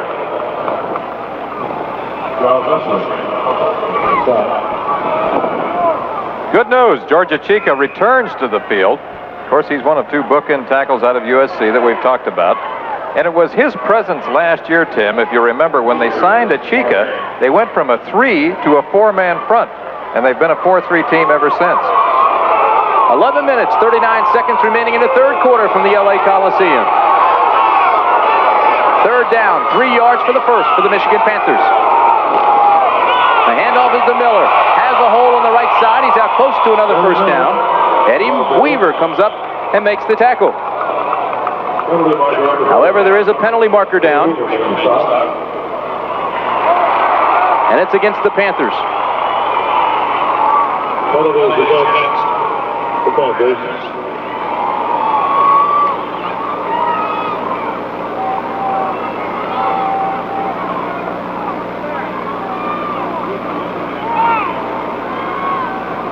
Penalty-free ball game in the first half. Very few penalties.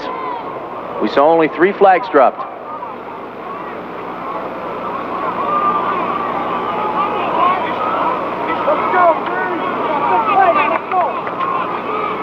Illegal use of hands on the offense, number 75, third down. Michigan ranks 11th in the league rushing despite the experience line. However, in all fairness, injuries and changes have ruined the chemistry. You're looking at one of the rocks of that offensive line, Ray Pinney. But it was Tony Osmond, number 75, who was cited for the infraction. 3rd and 13 from the 36. Walter Broughton in motion. Hebert with time, now under pressure, and he drops the football. It's loose. Eddie Weaver was there first. Fletcher Jenkins was with him. It looked like Weaver might have gotten it. Jenkins, number 90, comes up with a football. Hebert sacked. Outside pressure by Weaver and Jenkins forced the turnover. The first sack of the game.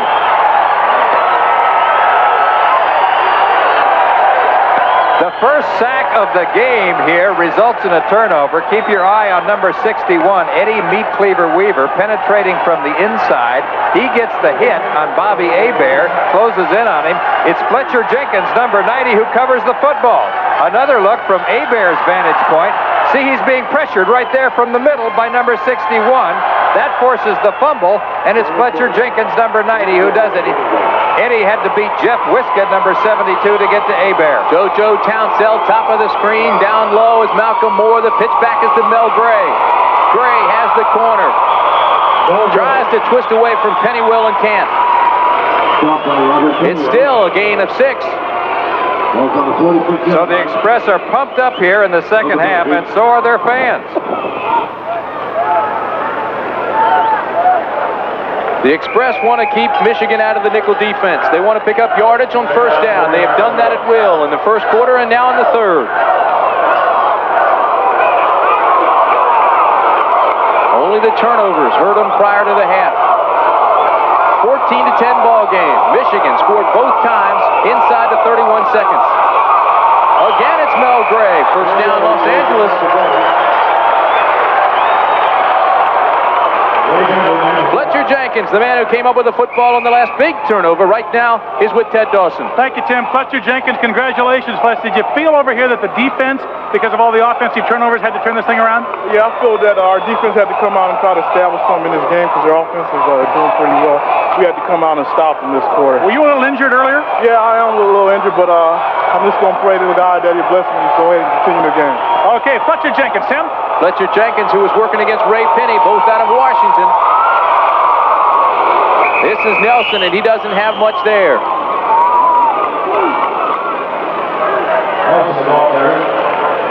Kevin Nelson, LA's number 1 runner with 828 yards. Also has 34 receptions. Ran for over 100 yards twice this season. Robert Pennywell and John Banaszak shut the door on him that time. Nelson comes out. Mel Gray comes back in. He'll be the single setback. JoJo Townsell, Malcolm Moore, the wideouts. Hersey in motion. This is Steve Young. Has a man. It's Hersey, and he's complete down to the 20-yard line. David Hersey. Oliver Davis was the defensive back, and he's slow getting up.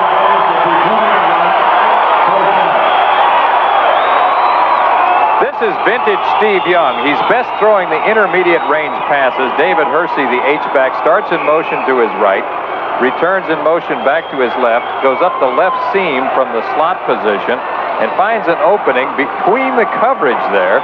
Steve Young is right on target. Oliver Davis, number 21, appears to be hurt. He's all right, though. Hersey's third reception for 43 yards. That one for 19, and it's now first down L.A. Mel Gray.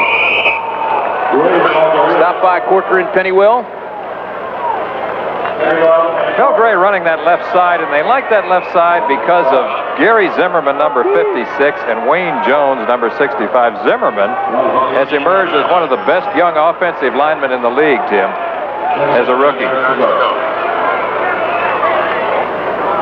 2nd and 8 from the 18-yard line.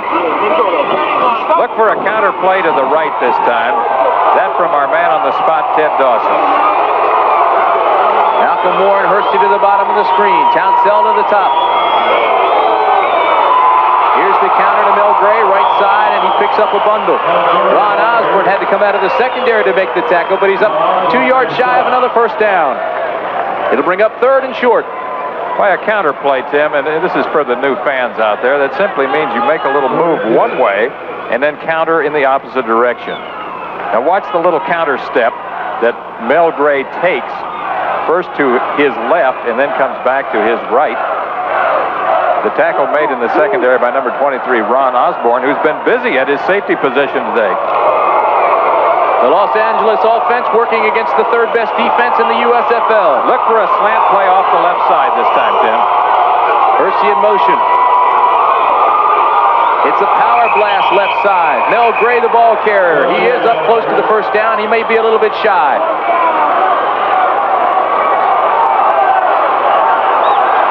He has to get just past the 10-yard line. They mark the ball just this side of the 10.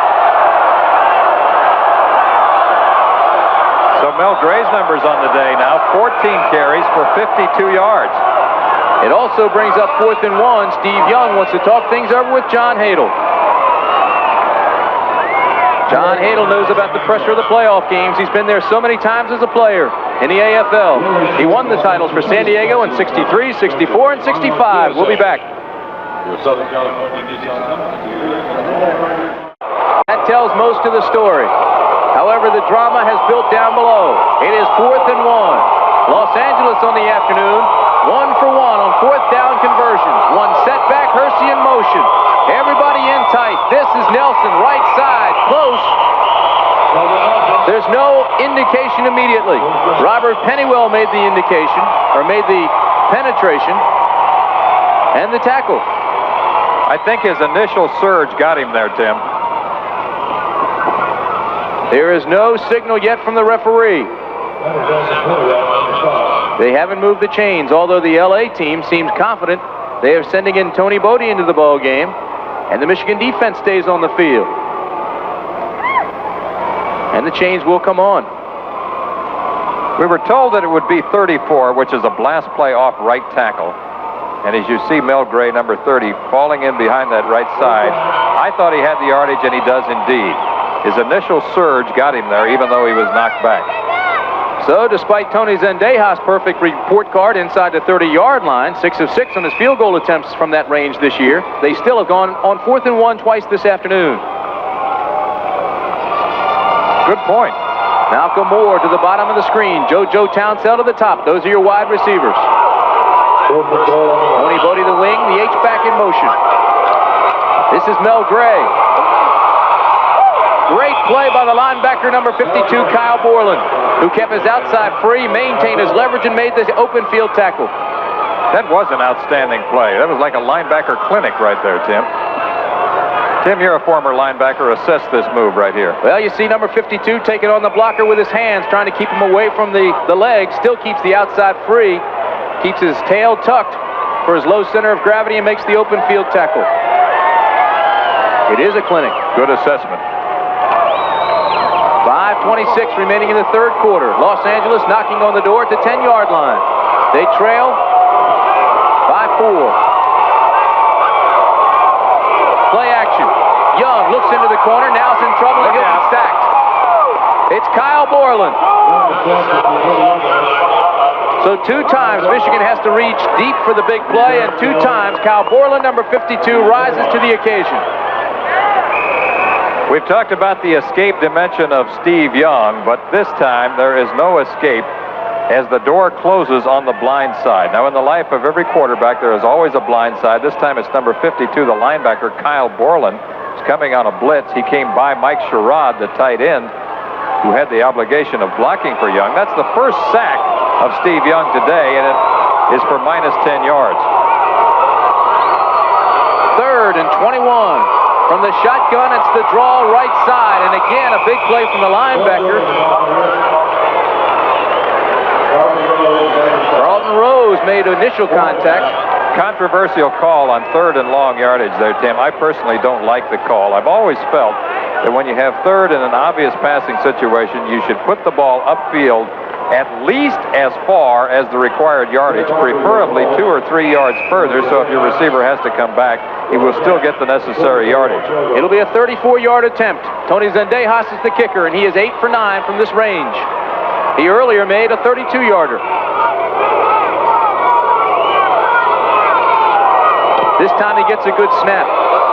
He has the distance, and the kick is good. So now it's a 1-point ball game. Los Angeles comes back and scores with 3:57 remaining in the quarter. Michigan leads 14-13. Tim, we talked about Tony Zendejas at the top of the show. He had 9 consecutive field goals coming into today's game. He now has 11 consecutive. The USFL record is 12, held by Tim Mazzetti.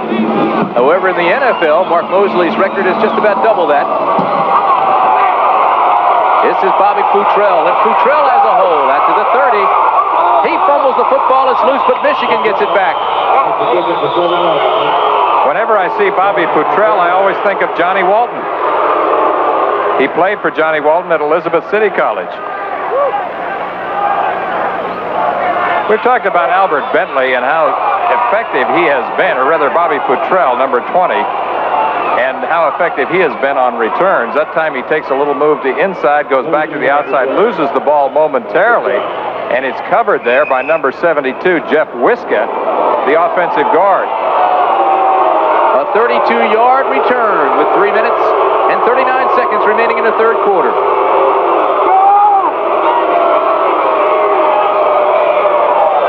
Anthony Allen and Derek Holloway are the wide receivers. Ken Lacey and John Williams are the setbacks. The fake is to Williams. Hebert has a man wide open. Into Los Angeles territory goes Anthony Allen, and Anthony Allen takes it to the 41-yard line.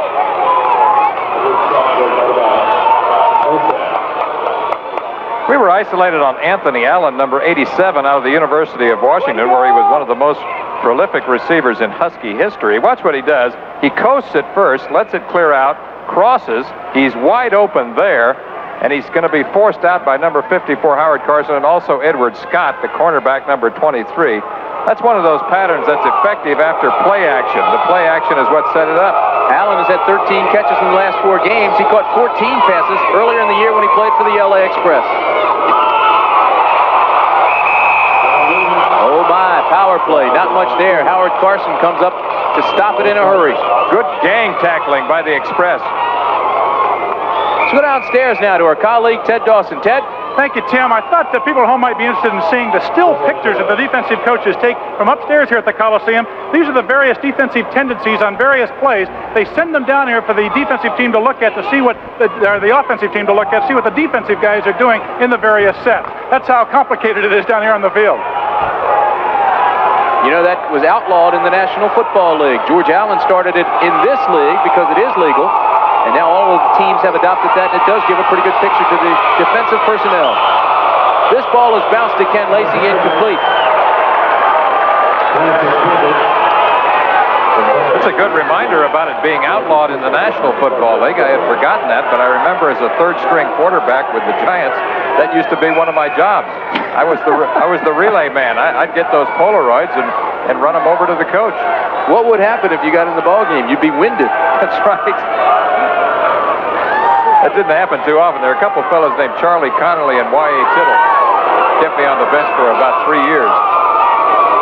2:31 remaining in the third quarter. From the L.A. Coliseum, Tim Brantley, Gross Cup. Bobby Hebert under pressure. Steps up into the pocket, drills the football, but an outstanding defensive play out there by Troy West. It was intended for Terry Miller, but Troy West, the big play man in the nickel defense for L.A., played inside out and knocked it away. I knew we'd be calling the name of Troy West before the day was over. He's out of USC. He was the last cut of the Los Angeles Rams a year ago. Hebert is throwing for Terry Miller, number 43, but Troy West has consistently been one of the best players in their secondary, even though he has only played in a part-time role throughout the season. He leads the team in interceptions with a total of 6. Skip Johnson with a 39-yard average is on to punt. Johnson replaced David Greenwood, who went out with knee surgery earlier in the year, and he shanks this punt. But it won't hurt him. It will not hurt that badly. It goes out of bounds at the 21-yard line. It was a bad snap and a bad punt. It ended 21 yards. The Express trailed by 1, but it has not dampened the enthusiasm of the crowd and the cheerleaders here, with 2:19 remaining in the third quarter. L.A. has the football. Steve Young is the quarterback. Young rolls right, has Banaszak breathing down his neck, and he just throws the ball away. That'll draw a flag. Well, Kyle Borland and John Banaszak chase Steve Young halfway back to Alameda. Alameda, California, where I live. Closest man there was an offensive lineman, Jeff Hart, number 72.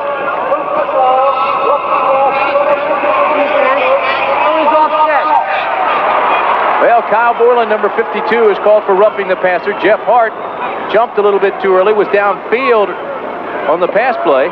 Illegal receiver downfield, so the 2 penalties offset. Let's take a closer look. Steve Young, it looks like a broken play here. He wanted to roll the other way. Now all of a sudden he's in trouble. He's throwing the ball out. JoJo Townsell was the closest eligible receiver, but actually the closest man there was Jeff Hart, number 72. Second time Hart's had that called against him today. The first one called a touchdown back. Los Angeles scored. It was nullified by Hart's penalty. That's a good reminder. I think a lot of people have forgotten that in the first half, Steve Young had a touchdown pass called back when he escaped the grasp of John Corker and threw the ball to Mel Gray for a 4-yard touchdown. That hurt.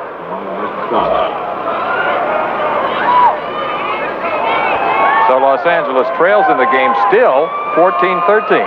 David Hersey comes into the ball game as an added receiver. JoJo Townsell comes to the bottom of the screen. Malcolm Moore, number 84, goes to the top. Hersey goes in motion. Young drills the ball to Hersey, who has it at the 35, picks up a block to the 42-yard line. David Hersey.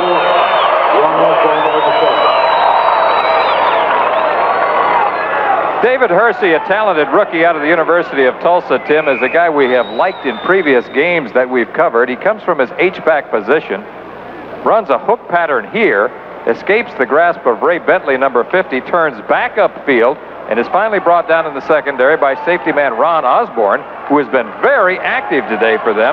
4 catches now for Hersey for 61 yards. David apparently recovered from a separated shoulder he had earlier in the year. 2-step drop, and JoJo Townsell drops the football. It should have been a catch. No doubt about that one. He's running the 5-yard hook. 5-yard hook by JoJo Townsell. Steve Young hits him right on the number. See what he does here? He looks upfield before he has the football. Sports quiz. You can't run without the what?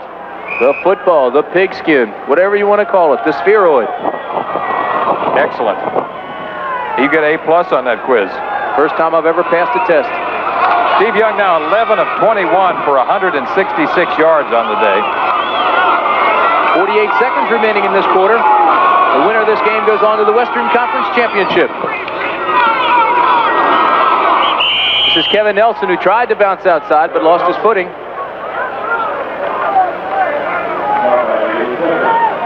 Larry Bethea was the man that threw him off balance. This defense of Michigan, which ranks third in the USFL, has had its problems this year. Clarence Chapman was suspended for missing some meetings and being late for practice. Larry Bethea, John Corker were suspended at one point. Larry Bethea was benched earlier in this ball game. Did not start the ball game because he was late for a meeting. Young on third down throws, and Nelson can't hang on. So on 3rd and 8, it looks like they'll have to punt it away. 2 drop passes. Those are drive killers, Tim. And you know what? This has been a very fast third quarter. And we've got a barn burner going into the 4th. The LA Coliseum, the site of the 23rd Olympiad, which starts in just a couple of weeks. Jeff Partridge, number 16, is on to punt. And he throws, and he's got a man, and it's complete. To the 40, to 30. Wyman Henderson down inside the 25-yard line to the 24-yard line. Wyman Henderson on the fake punt. Partridge throws, and Henderson makes the catch. 33-yard pickup.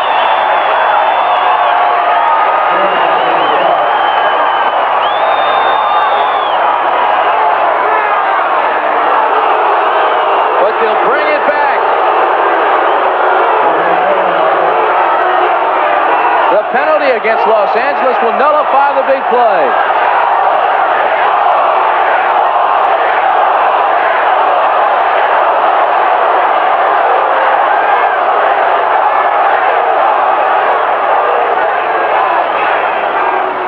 Unsportsmanlike act, hiding in the bench area.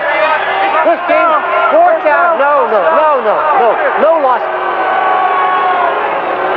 Well, John Corker wants the ball right there. He wants a loss of down, but it'll be 4th down. They'll have to punt it over. The call, unsportsmanlike play on Los Angeles because the player, Wyman Henderson, came out of the bench area without reporting into the official. Unsportsmanlike act, hiding in the bench area. That is amazing. That's the old sleeper play. You remember the variation of the old sleeper play where you hide a guy? Now let's see if we can see. Jeff Partridge throwing from punt formation. Here's Wyman Henderson, number 22, along the sidelines, but apparently did not report to the official. He hid in the bench area, came off the field illegally. Let's see if we can get a better look at it. We can't see that he's hiding. But if he did not report to the official and came from the bench late, then it is an illegal play, an unsportsmanlike act. We still can't see that he comes from out of bounds or that he was indeed hiding in the bench area as was called by the official. But that's something, you remember when you used to play touch football, the old sleeper play, Tim? Well, right now, John Hadel is talking with the referee, Bill Parkinson. He is extremely upset. At the end of the 3rd quarter, there's your score. The divisional playoff will continue after this message and a word from our local stations. Number 16 is on to punt it after a very controversial call, and we'll explain that right after this punt play. No fake this time. This time he gets the punt off. And it takes Walter Broughton all the way back to the 25-yard line, and it'll die right on the line. Now, Jack Pitkus, the head's linesman, number 62, is the man that made the call on that last controversial call. He has talked with John Hadel. John Hadel says a player can come out of the huddle anytime and line up anywhere he wants. Jack Pitkus says he can't be within 5 yards of the bench area.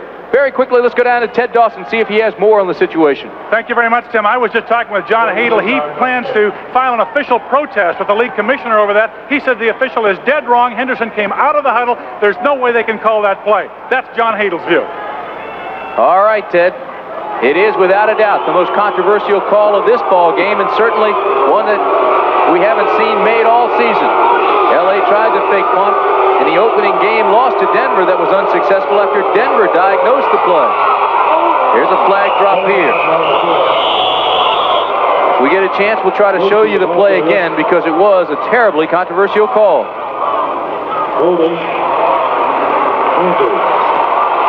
John Hadel claims that Wyman Henderson, number 22, came out of the huddle. He is lining up on the left. Jeff Partridge throwing from punt formation. Henderson all alone there, and the man who makes the call is the official right behind you. You see the flag dropped back there, so he was in a good position to see it, but John Hadel claims it was a legal play. First and 20. So Michigan is called for holding. They move it back. It'll be first and 20. It was a 33-yard pickup on that fake punt, but it was all for naught. It was nullified. The heads linesman called it back. Hebert with pressure on the backside from Weaver. Drops the ball to Lacey at the 20. Bounces outside. And is taken down at the 20-yard line.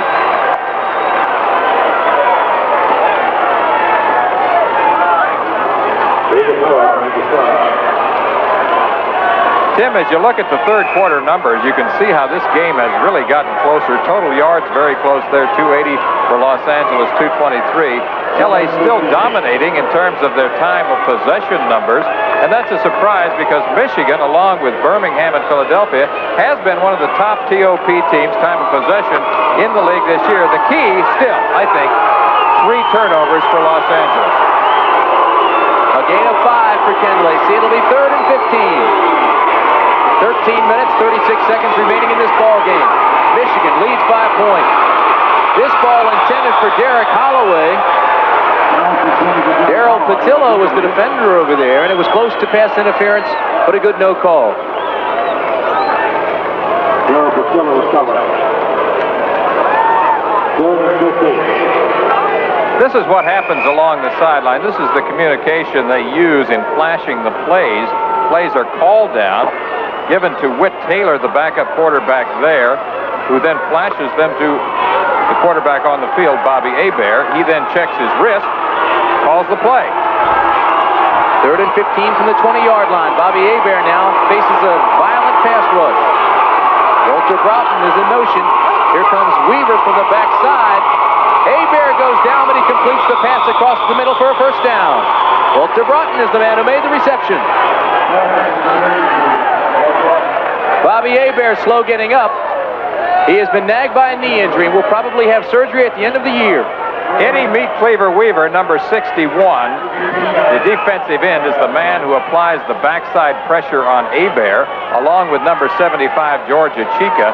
Watch the pressure now as Hebert steps forward in the pocket, throws as he's going down. The target is number 24, Walter Broughton, a former running back when he was at Jacksonville State. An 18-yard pickup. Hebert now is thrown for 111 yards.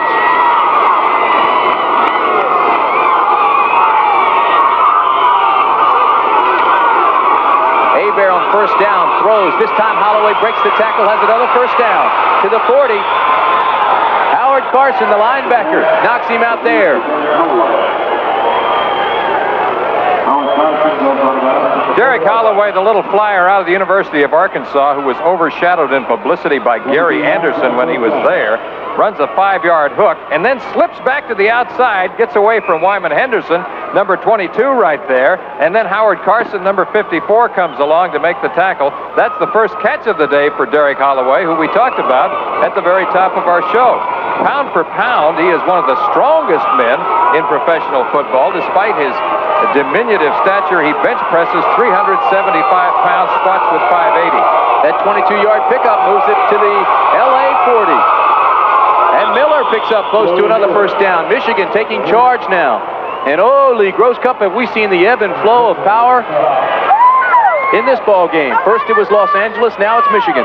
We thought we had a good matchup. We talked about that at the very top of the show. Michigan, a team with the experience. They have veterans who have playoff experience, guys who have been there, guys you figure are going to peak at the right time, just like they did last season. LA, of course, a bunch of great young players, maybe the best young talent in the league. But will they gel in time? We'll see. Terry Miller, who hasn't played in quite a while, has 28 yards, 5 carries for the Michigan Panthers. 2nd and 1 from the 30. This is Miller, has the first down and then some, inside the 25-yard line. So Terry Miller and Cleo Miller, 2 backup runners, along with Lacey and Williams, they have had fresh backs in the game almost continuously since the second quarter. Miller gets the ball off the left side there. There's a good opening. And that's north and south running, meaning that he points his nose toward the goal line and goes for it. What do you think's going through John Hadel's mind now after a successful fourth down fake punt pass for 33 yards that was nullified? Giving Michigan back the ball with 11 minutes left in the ball game. John Williams cuts back inside against the grain, breaks the tackle to the 9-yard line. John Williams, who had 161 yards last weekend, the regular season finale, and was the USFL Player of the Week. Aaron Mitchell in isolation from his safety position has been not only a top interceptor for the Express, but also one of the leading tacklers on the team, and he has to come up and make the tackle on John Williams, loses the grasp, and then it's Dwight Drain who comes along to finish the job off. John Hadel, who was an All-American at 2 positions when he played for the University of Kansas, both running back and quarterback. 44 years old. He may feel much older than that right now.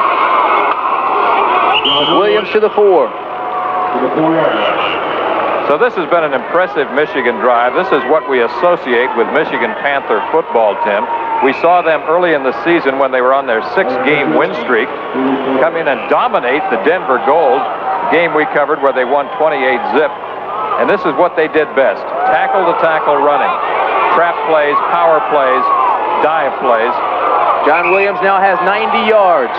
He signed a series of 1-year contracts for 3 years, so he'll be with the Michigan Panthers for quite a while, even though Ken Lacey now will go to the National Football League with the Kansas City Chiefs following this year. We've got 9 minutes, 43 seconds remaining in this ball game. Michigan has a 1-point lead, but they're threatening again. I think John Hadel could use some of that right now with 9:43 left in the ball game.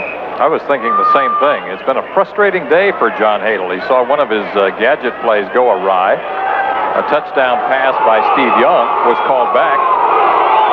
What else can happen? He knows about the pressure of the playoffs, though. He's been there so many times as a player before. This is rookie year as a head coach. John Williams, right side, looks inside, goes to the 3-yard line. Dwight Drain saved the touchdown for L.A. Dwight Drain, a sensational rookie out of the University of Oklahoma. They think he can develop into one of the top safety men in the league. John Williams starts out on a sweep play to his right, follows his blocking. He makes the cut right here. And look who's up there from the safety position to greet him, number 33, Dwight Drain. The Michigan offensive line now dominating. It is experienced. Ray Penny played in the Super Bowl. Jeff Wiska, the USFL championship last year. Wayne Radloff, NCAA champ, the Super Bowl. Tyrone McGriff and Tony Austin, the USFL championship. This is Hebert, touchdown Michigan. Mike Cobb, the tight end, makes his first catch of the day, and it's a touchdown. So despite playing with a bad cartilage in his knee, Bobby Hebert is nimble enough on the bootleg play to get outside the corner and look for his target, Mike Cobb. See this little move? Just enough mobility. You can see that he's a little gimpy, but he has enough mobility to get outside, take his time, throw that nice soft pass in there to Mike Cobb, number 89, and it settles into his numbers for the touchdown. Makes that one look easy. And they set it up, Tim, with the run. Big extra point for Novo Bojovic because the 2-point play is allowed in this league. So that point was a big one. Michigan 21, Los Angeles 13. We'll be back for the final 8 minutes and 57 seconds after this. Bobby Hebert with the touchdown pass to Mike Cobb, and the strong-arm Cajun has really come to life to bring his team up 21-13. Novo Bojovic to kick off. You see the shift. They feign the onside kick, now line up in their lanes, and they kick it away deep. This one will be fielded on a hop by Tony Bodie on the 11th. And he gets it back to the 20-yard line. Graphic on the scoring drive shows you that it was pretty much vintage Michigan. You know, they took 10 plays to go 75 yards, were able to use up 5 minutes and 53 seconds, and it culminated with a play-action pass, little bootleg move by Hebert as he rolled to his right, found his tight end Mike Cobb in the end zone. We've seen them do that sort of thing so many times over the last 2 years, Tim. When we talked about momentum, we talked about the favorite of this ball game way back at the top of the show. We said that L.A. was the favorite. Lee Grosscup said, don't count out the defending champion Michigan Panthers. And oh, have they played well. Young escapes one tackler, now looks upfield, tucks it away and gets up to the 26-yard line, and he is punished for it. Well, we're looking to see if Young gets up. He doesn't. He's slow getting up. And he's going to leave the ball game, I believe.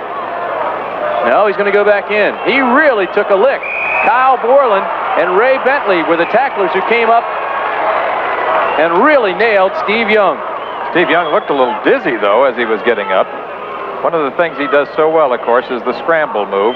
Escape dimension, moves out of the pocket to his right. Comes here. Now watch the collision right there. The man who gets the first hit and the hardest hit is Kyle Borland, number 52, but also applying the pressure are Tipton and Bentley.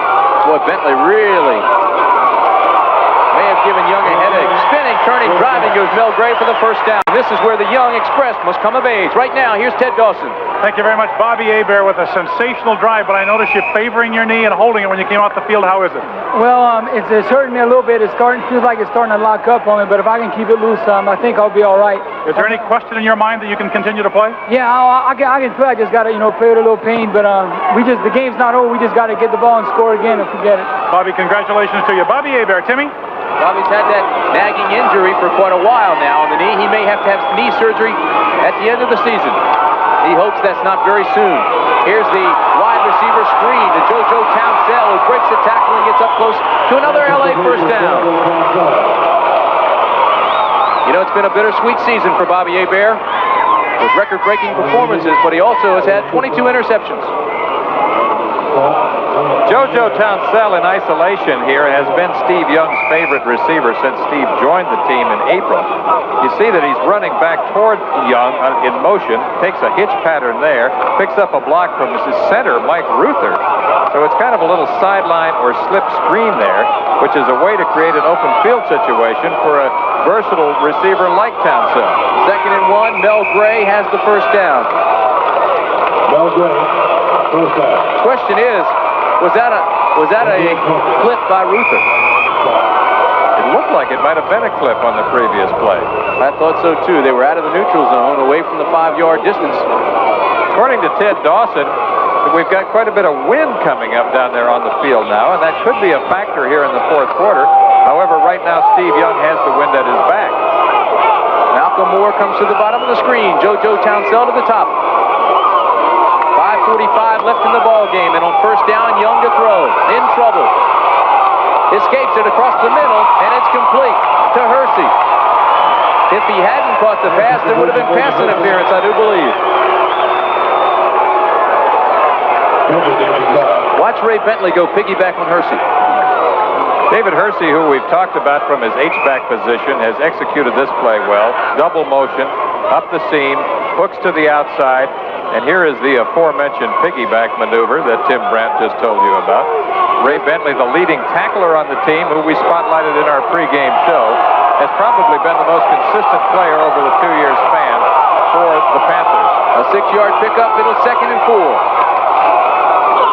This is Mel Gray. Mel Gray will be a yard shy of the first. Now remember, Tim, you mentioned this while we were away, trailing by 8 points now. Should Los Angeles score, I think we can almost certainly expect the 2-point play. No one does that better than Steve Young, because when he rolls out, he has the option to run or pass.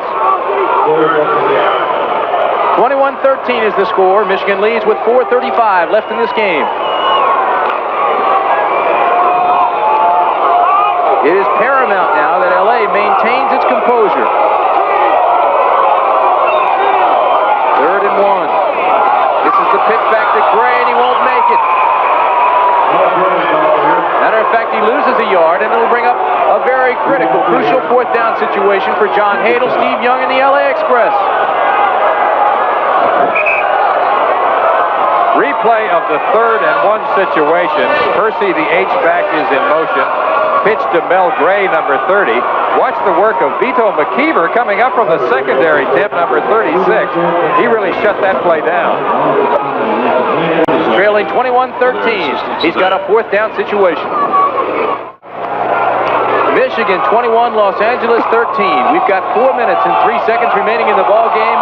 certainly one of the biggest plays of the game for Los Angeles. Look for a bootleg here. Look for a bootleg here, Tim. 4th and 1. 4th and 1. Young under pressure. Has to sprint. He has the first down. Los Angeles has new life, but Young looks like he's hurt. Steve Young, who was shaken up just 2 plays ago, is still down on the Los Angeles sideline. We want to welcome those of you who have been watching the New Jersey-Philadelphia game. The Stars apparently in control there, leading 28-0. Steve Young is up and back on the field. What tremendous courage by Steve Young, who gets a real shot along the sideline. Here's the bootleg play. Mike Durrett is the man who kicks out on Kyle Borland to set it up so that he can find the seam. And watch what happens as he slides here along the sideline. Number 23, Ron Osborne, the safety man, gets a real shot on Steve Young. They've been encouraging to do the hook slide. He says, every time I do that, I get hurt. Keep in mind, the 2-point conversion is legal in the USFL. This is first down. Mel Gray sidesteps, spins, turns his way up to the 40-yard line. Now in Michigan territory. We've got 2 minutes, 54 seconds left here. Michigan leads 21-13. Early in the ballgame, Los Angeles had control and took a commanding 10-0 lead, seemingly commanding at the time. But then they had 2 interceptions and a fumble recovery. Michigan scored twice in 31 seconds, and they led at the half 14-10. There was a tremendously controversial call here in the second half. On 4th down, Los Angeles went to a trick play. They picked up 33 yards in a first, but it was called back on a penalty. This is Young, who throws across the middle. He has a man. It's his tight end, Darren Long. And he's down deep in Michigan territory. They'll mark it at the 17-yard line. Young is hurt. Young is hurt. Steve Young, who has been playing with pain here, you see him right there as he appears to be hurt again. On 3 occasions, we have seen him start to leave the game. He is going to leave now, League Rose Cup. Frank Sire comes on. He and Steve Young having words at midfield, and Young sends him back.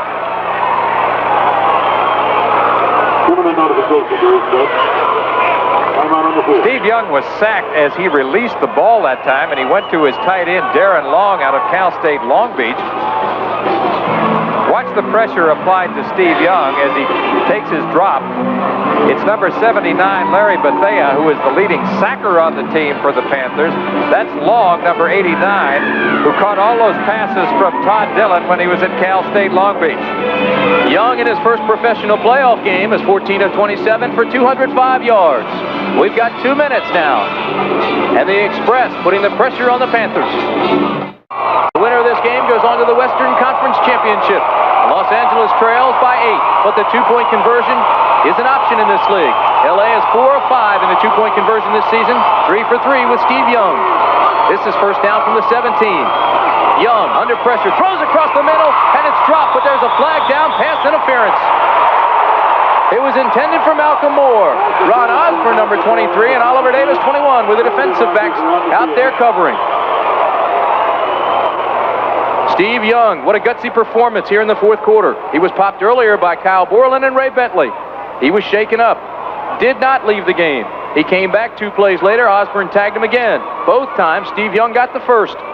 Illegal contact, number 59, penalty declined.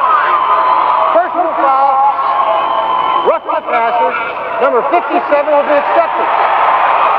So, Robert Pennywell was tagged first. That penalty is declined. John Corker roughed the passer. They accept that penalty, and that'll move the ball down inside the 10-yard line.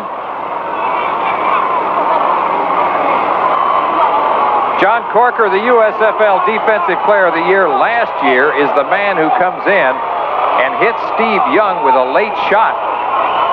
Called there for roughing the passer. 1 minute, 55 seconds remain from the LA Coliseum. Tim Brandt, League Rose Cup. This game has been everything we thought it might be, Tim, and more. The Michigan Panthers, the defending USFL champion. The Los Angeles Express, 10-8 on the season, getting stronger every game. Malcolm Moore in motion. The give is to Kevin Nelson. There's a flag, and Nelson is taken down quickly by number 79, Larry Bethea.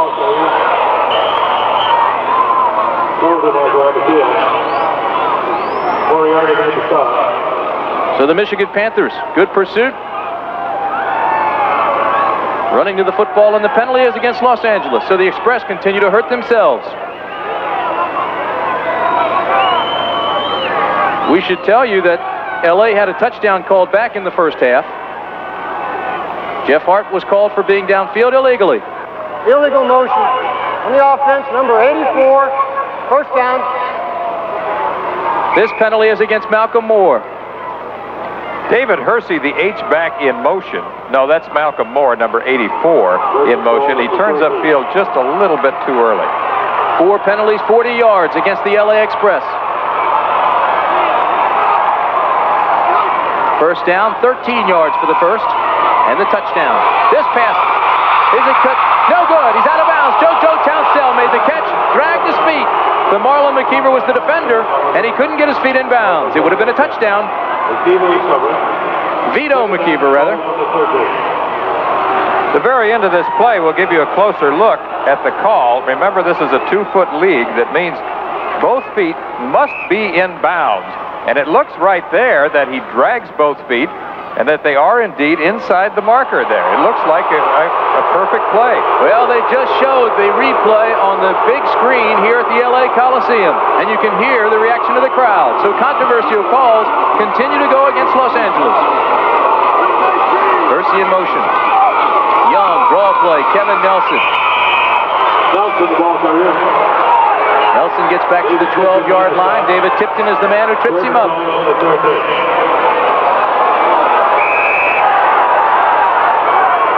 One more look at the controversial call. Remember, it's a 2-foot league. There's the left foot. That's good. Here's the right foot. That looks even better. Well, he's got white shoes on, and they're also taped, and on that white line, it's a tough call for the official. Good reminder. 1:08 remaining.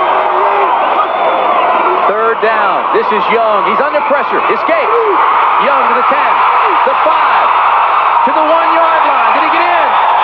He thinks he did. The official says no, they'll mark it at the goal line.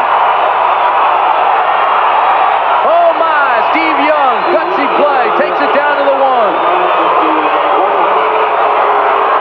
Watch Steve Young get away from Carlton Rose. What's this? What's this? No, it's number 76. John Banaszak gets away from. Tony Bodie gets a block there. Steve Young appears to hit the flag, which is part of the goal line. That would have given him a touchdown. He thinks he's in. Oliver Davis is the man who makes the tackle, but they're calling it on the 1-foot line. Let's see if he hits the flag. He appears to. And his hand was over. His hand was over, but the ball was not. Remember, the rule is the ball must break the plane. It's 4th and goal from the 1. The give. Touchdown, Los Angeles.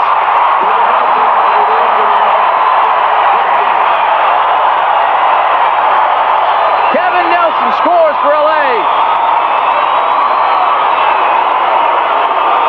That makes it 21-19. The 2-point conversion is paramount. They followed Jeff Hart, the veteran, 5-year starter for the Baltimore Colts, and Mike Durrett. Timeout, Los Angeles. It's their last timeout. That's Jim Stanley, the concerned head coach of the Michigan Panthers.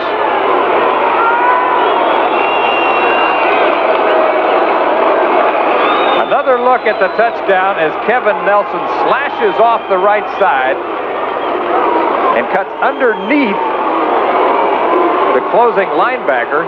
Jeff Hart and Mike Durrett apply the block. That was a good move to go low. By going low as he did, Kevin Nelson was able to squirm into the end zone. So now Steve Young, who is 3 for 3 on 2-point plays. The Express are 4 of 5 on 2-point conversions this season. Steve Young has done it exclusively on rollout plays. So you would assume he would go with some type of rollout, sprint out, or bootleg action. That would give him the option of either running the ball himself or dropping the ball off to one of his receivers. 80-yard drive, 16 plays, took 8 minutes and 5 seconds. LA has gone on 4th and 1 3 different times today, and they've been successful. They now go for the biggest play of the ball game, a 2-point conversion. As Lee Grosskopf just amplified, they are 4 of 5 in 2-point conversions this season. 3 for 3 with Steve Young. Mel Gray and Tony Bodie are the setbacks. Long count, fake to Bodie. The corner is open for Young. 5, touchdown, extra point, 2-point conversion.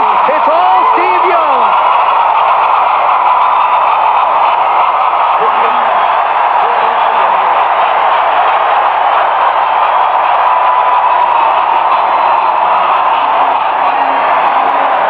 So Steve Young, who made the touchdown possible with his scramble, now comes back and scrambles backside for the 2-point conversion. We're tied. With 52 seconds left at the LA Coliseum. Steve Young, who learned his craft from Lavelle Edwards at BYU, looks to his right, scrambles back to his left. Watch the block by Mike Sherrod, number 86 on Mike Edwards, number 53. The 2-point play. We've got 52 seconds remaining at the LA Coliseum. Tony Zendejas is the man to kick off the deep men for Michigan. Bobby Futrell and Ray Bentley. A short kick. Albert Bentley comes up, but it's Don Eccles who picks it up. Eccles to the 25, pulls his way up to the 26-yard line. So Albert Bentley never got up to have a chance to field the ball. It was Eccles, the tight end. Los Angeles says it's a loose football.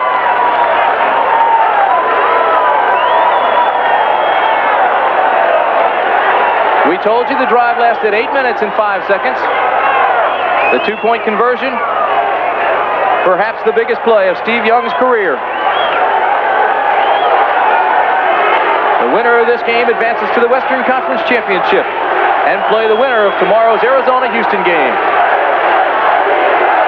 ABC's coverage of the USFL continues tomorrow. Lee Grosskopf and I will be in Birmingham, Alabama for the Tampa Bay-Birmingham game. Many viewers in this area will see Arizona-Houston. Derek Holloway and Anthony Allen, along with Ken Lacey and Terry Miller. Those are the skilled people, along with Bobby Hebert, your quarterback. Hebert under pressure, backside, drops it across the middle. Ken Lacey drops the football over the middle. Right now, the hero of the day, Steve Young, is with Ted Dawson. Ted? Thank you very much, Tim. Steve Young, an incredible drive. You just kept coming, but physically, how are you? Are we going to be able to go into overtime? I think so. A little fuzzy, but, you know, the ribs again, they got them again. But when you're in a game, it's pretty loose, so I don't think it'll bother me right now. John Hadel tried to pull you out of the ball game, and you said, no, I want to keep going. It's just little things that you need a little break for a second, then you're ready to go again. Steve, congratulations. A sensational drive. We'll see you in overtime. Okay. Steve Young, Tim? 39 seconds remain. Steve Young sat out the ball game last week at Arizona to rest those ribs and try to get them to heal. Here's the draw play to Lacey. And look at the emotion of 33 Dwight Green. Quite a contrast here between Los Angeles and Michigan. Los Angeles, perhaps the youngest club in the USFL, with 42 players on the roster of 50 rookies or second-year players. Michigan, the defending USFL champion, certainly more experienced. We spotlighted all of these particular matchups at the top of the show, and I think everything we talked about has come true. This has been an incredible football game.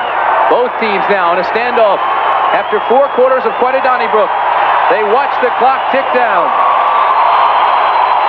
Michigan on 3rd down conversion. Had a big day, but they aren't going to get this play off because time has expired. It will be overtime at the LA Coliseum. Michigan 21, Los Angeles 21. And they will now have the coin flip at midfield to see who gets the ball and when. For Steve Young today, he had 7 carries, 44 yards. In the passing department, he was 14 of 28 for 205 yards. Of course, earlier this year, he became the first man in professional football history to rush for over 100 yards and throw for over 300 yards in the same game. That was against Chicago. According to the Alliance Sports Bureau, he's the only man in pro football history to ever have achieved that feat. The great-great-grandson of Brigham Young. Tail is tail, right? You're going to call? He calls heads. He calls heads. It's heads. Heads, you win the toss. We're going to receive. Which way we go? Over here, Red. Robert Pennywell, 59. Jeff Hart, 72. Michigan wins the toss and will receive in 3 minutes. Well, you heard our referee, Bill Parkinson, explain the coin flip has been won by Michigan. They have elected to receive. There will be a 3-minute break, and then these two teams will tee it up, line up, and go back out in the middle of the field. We've got a good old-fashioned Donnybrook. We're back at the LA Coliseum. Tim Brantley Gross Cup. They have put 15 minutes on the clock. We'll play until one team scores. It is sudden death. If there's a tie at the end of the 15 minutes, we'll put 15 back and we'll start again. This is Albert Bentley up the left side, returning the kick by Tony Zendejas. Michigan has played 2 overtime games this year. They won them both.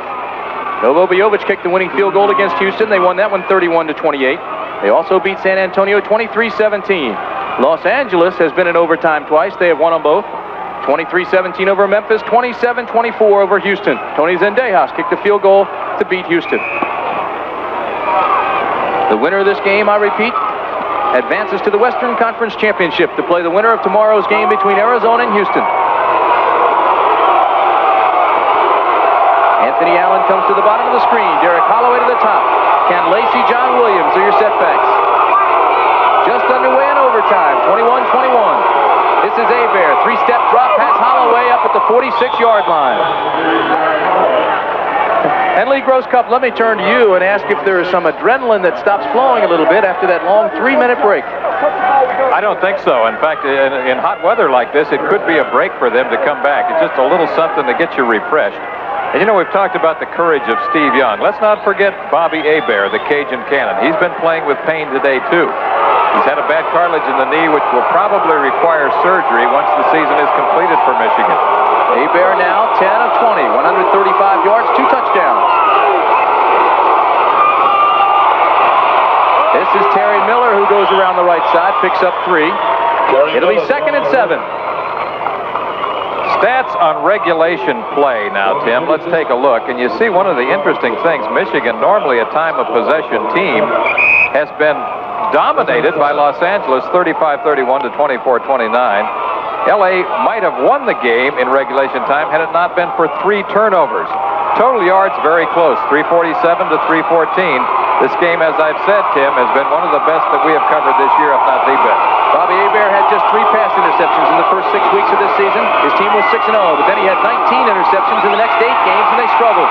This, a little screen pass that goes back to his tight end, Mike Cobb, and Cobb has a lot of running room into the Los Angeles territory.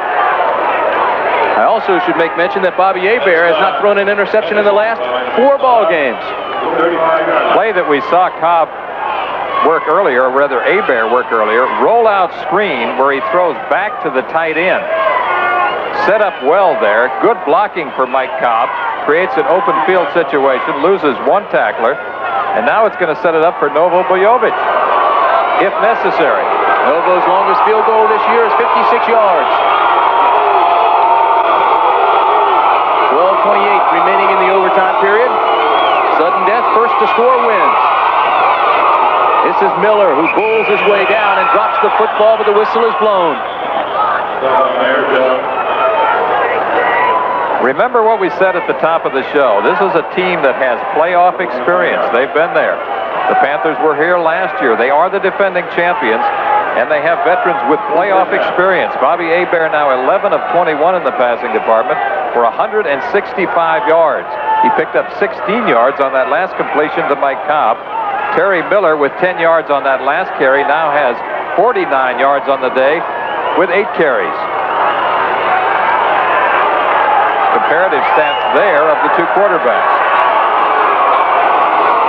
First down, Michigan. Inside is Williams. Dwight Drain comes up and makes the tackle, and I doubt very seriously if we'll see Michigan go back to the air. Now it's all positioning, ground control. Set it up for Novo Bijovic. We said of Novo when we spotlighted him at the top of the show, because he's the most flamboyant kicker we have ever seen, the most demonstrative, we forget how fundamentally sound he really is. Short range, medium range, and long range. John Williams now has 96 yards and 17 carries, coming off his best game. He had 161 last week in the season finale. Here's Williams again.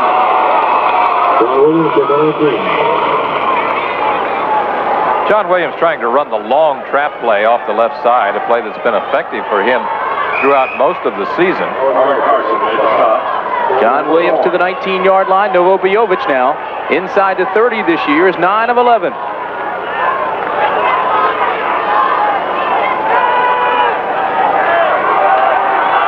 Michigan has 2 timeouts remaining, and Jim Stanley wants a timeout now. Both teams have been given 2 timeouts for this overtime period. Michigan uses its first. OT is exciting. It is, but you have to wonder now, the young team that is out there for the LA Express has to have its head on a swivel, has to be searching a little bit with his confidence shaken against the wall here. A field goal can win it. They know that, and they know they're going against one of the game's best in Novo Bijovic. So it's going to take a sensational defensive effort now by the Express. You have to wonder, too, if the defense might just gamble it a little bit, show a lot of man defense, try to play some games up front, get the linebackers to fill quickly and jar the ball loose.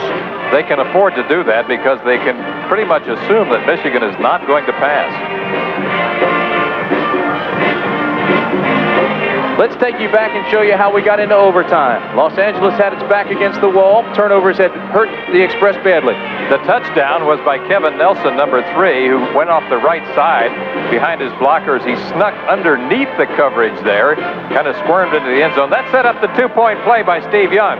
Play action to his right. Now he's going to come back to his left and watch the block by number 86, Mike Sherrod, on number 52, Kyle Borland at the corner that springs Steve Young into the end zone. Actually, it was Mike Edwards, number 53, that took the block from Mike Sherrod.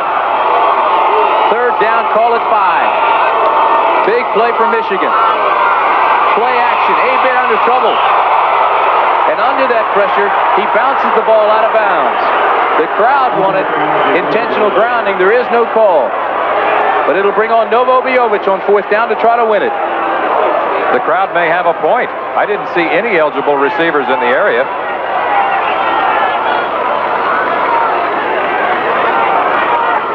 Novo kicked a 29-yarder to beat Houston with 36 seconds left in overtime earlier this year. He's won 3 games this year with field goals.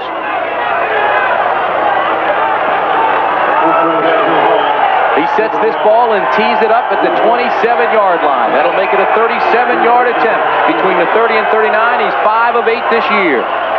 He missed a 46-yarder in the second quarter. And Los Angeles will try to ice him a little bit. Was it L.A. Cupper that called this timeout? Here's a look at John Hadel. Apparently it was. Jim Stanley, the head coach, in his second year with the Michigan Panthers, turned things around last year after winning just 1 game in the first 7 weeks. Had his team come back and win 12 of the next 14 to take the first ever USFL title. All the pressure is on that man, Novo Bijovic. Both coaches essentially are fundamentalists, Tim, but both of them will take chances. They will gamble on 4th down, for example. Occasionally show you gadget plays. All the pressure is not on Novo. The snapper is David Tipton. He had a high snap that caused Novo to miss a field goal earlier from 46 yards. The holder is Whit Taylor. It's one of those consummate teamwork plays in football. The center, the holder, the kicker. The winner advances to the Western Conference Championship. The game is on the line. It's on the shoulders of Novo Bijovic, the kicker. High snap. It gets down in time. The kick is long enough. It's no good. Novo Bijovic has missed it. There's new life for Los Angeles.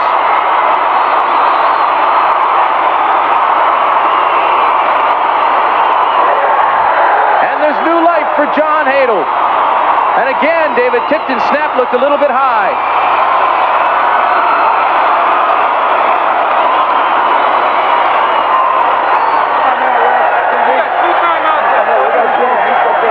A look from the end zone, and let's see if the snap is high as Whit Taylor. Let's watch the hands of Whit Taylor. No, it appeared to be a good snap. The ball is put down well. Novo simply hooked this one, it appeared to me, Tim. Let's watch Novo's reaction. Ball is put down well. Novo thinks he has it initially, then knows he doesn't, and he's very disappointed with himself. That's twice today he's hooked it. From Titograd, Yugoslavia, Novo Bojovic. So Michigan has had its shot. Now it's time for Los Angeles. Mel Gray, right side, picks up 7. It'll be 2nd and 3. Vito McKeever came up to make the tackle.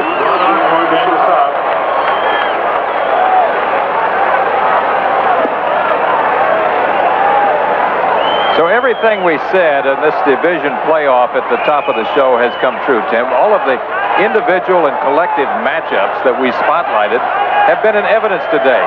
We've had everything we ever wanted in this ball game, and maybe a little bit more. Malcolm Moore comes to the bottom of the screen. JoJo Townsell to the top. Tony Bodie, and this man or your eye back, Mel Gray.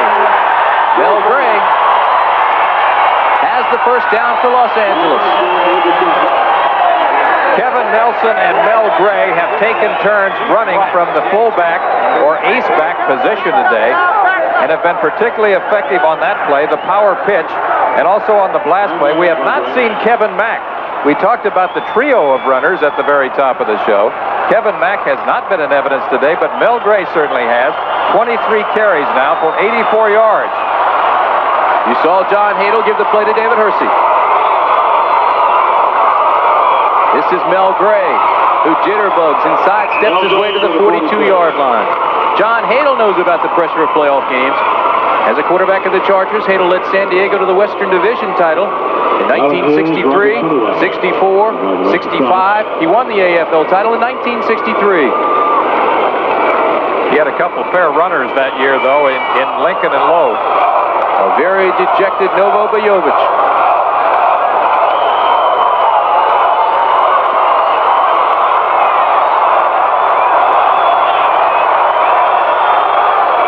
Second down, call it 6. Play action, Young, backside pressure, throws anyway, has Townsell, first down express.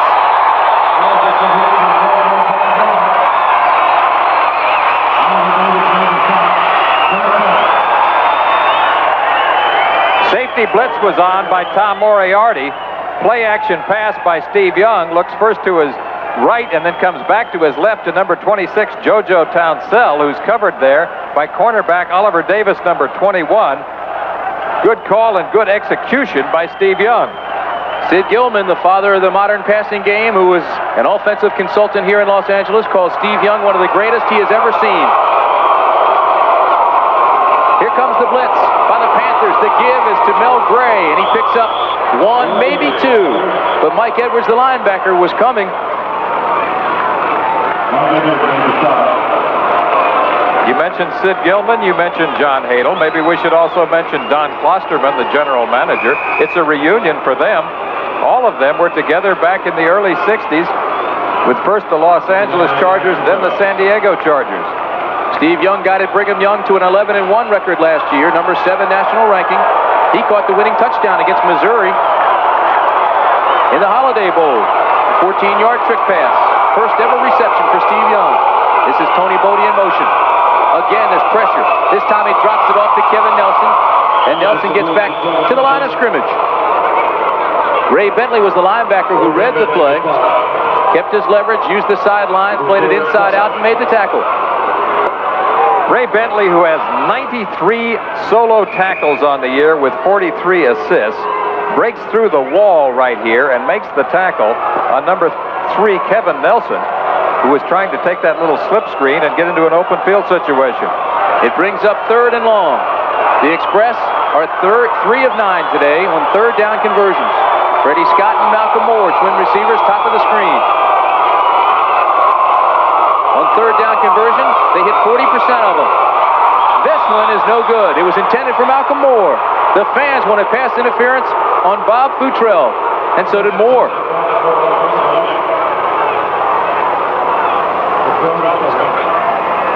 Well, we've seen Los Angeles go for the 4th down conversion 3 times today offensively, but this time Partridge is on and he'll punt it.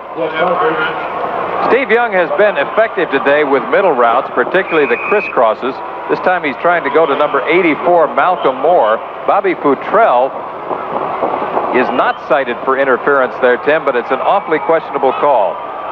Partridge threw a completed pass on a fake punt in the third quarter.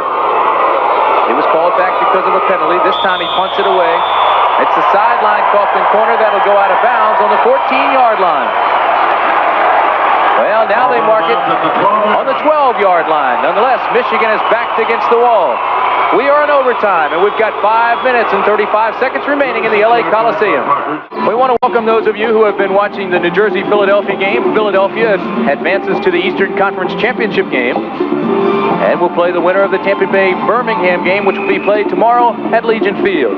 Here at the Los Angeles Coliseum, we have 5 minutes, 35 seconds remaining in the overtime period. Novo Biovic just missed the field goal. LA came back with a pretty good drive, but had to punt it away. Kaufman corner kick, left the ball on the 12-yard line, and that's where the Panthers have it. First down. Bobby Hebert, play action, throws across the middle, almost intercepted. It was intended for Derek Holloway. Wyman Henderson nearly picked the ball off. Number 22 at his cornerback position as he stepped in front of Holloway.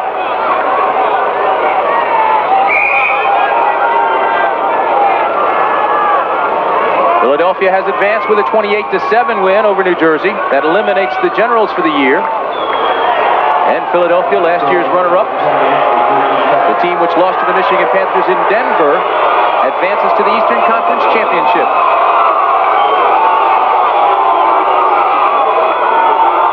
Second down and 10 for Bobby Hebert. Has plenty of time. And a receiver across the middle. It's complete to Ken O'Neill, who takes it up to the 45-yard line. Big play for the Panthers. Dwight Drain, the defender, had to take him down from behind. Ken O'Neill out of Idaho State. Ken O'Neill is wide open here as he sneaks up the middle. He goes across and then up, and he gets into the seam of the zone coverage there. Dwight Drain is the only man who can bring him down, and he runs him down from behind. That's what's sometimes known as a sneak pattern. Los Angeles had gone to a pass defense. They had loosened up. They had put in an extra defensive back. In the middle was open for the tight end O'Neill. Hebert now 12 of 23, 198 yards. Flags fly this time. It looks as if Georgia Chica may have jumped too early. False start on the quarterback, number 11. Oh my, they mark it against Bobby Hebert.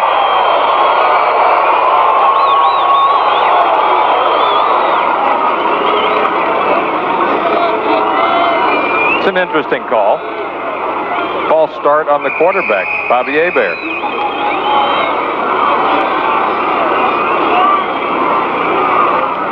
I didn't see it, unless he drew him off with an uneven cadence, but that's legal. Let's go back a play. Ken O'Neill, who made the big catch, did not play in the first 16 games this year. Only one catch in the regular season. It is 1st and 15 for the Panthers. Anthony Allen in motion. Hebert with time, drops it off across the middle. And Derek Holloway has not much time. Let's go downstairs now. Here's Ted Dawson. Thank you, Tim. Steve Young, what's it like sitting here on the sidelines knowing it could end at any second? Well, we got our chance and we didn't take advantage of it. We're not going to get many chances in overtime. If we get another one, we've got to do it right now. You tried running a lot the last time. Will you pass more to get back out there? I hope so. Okay, Steve Young. Tim, you heard it. All right, Ted, you see the numbers on Steve Young. Gutsy performance by him. The final drive inside a minute in regulation. He was hurt twice, but stayed in the ball game. When John Hadel sent Frank Sire into the ball game to replace him, Steve Young said no way, sent Sire back out, and ended up scoring the two-point conversion. Nickel defense now for LA. They're in man coverage. Now dropped back into his zone. It's almost intercepted. It is by Dwight Drain. Dwight Drain at the 40. Now backpedals, loses ground, but nonetheless, a big turnover, and Los Angeles gets the football back. So LA went to a nickel defense, showed man, dropped off into his zone, and confused Hebert a little bit and made the interception. It's a good point. Hebert did appear confused, and he's tentative. Watch as he throws here. He appears very tentative. Straight drop back, good protection. He's aiming for Derek Holloway. See that? He doesn't finish. He doesn't finish with his delivery. And as a result, the ball is thrown softly toward Ken O'Neill, and Holloway is intercepted by Dwight Drain. Drain makes a mistake here, though, in backpedaling. Hebert forced it into coverage. There were 4 white jerseys So as Steve Young said, if we get another second chance, we've got to push it in. 3 minutes, 32 seconds, drain down. Looks like a muscle cramp. It's a warm day in Los Angeles. Temperature in the upper 80s. Little swing pass overthrown. Looked like Kevin Nelson. Didn't know whether to go for it or not. Dwight Drain's in pain. As I said, usually you feel it's some type of a muscle cramp, which can be very, very painful. Let's see if we can get an update on that. That's right. Let's go down to Ted Dawson. Ted? Thank you very much. I'm standing right next to Dwight Drain, who just made that interception. He's got a very bad cramp in his left leg. The trainers are working on him right now. It's not serious. It is just a cramp. But he is very, very overheated, and that's what they're worried about right now. 2nd and 10 for the offense. Malcolm Moore to the bottom of the screen. JoJo Townsell to the top. This is Tony Bodie in motion. Nelson is the lone setback. Young to throw, has time, and has a completion. Malcolm Moore up close to a first down. Depends where they mark it.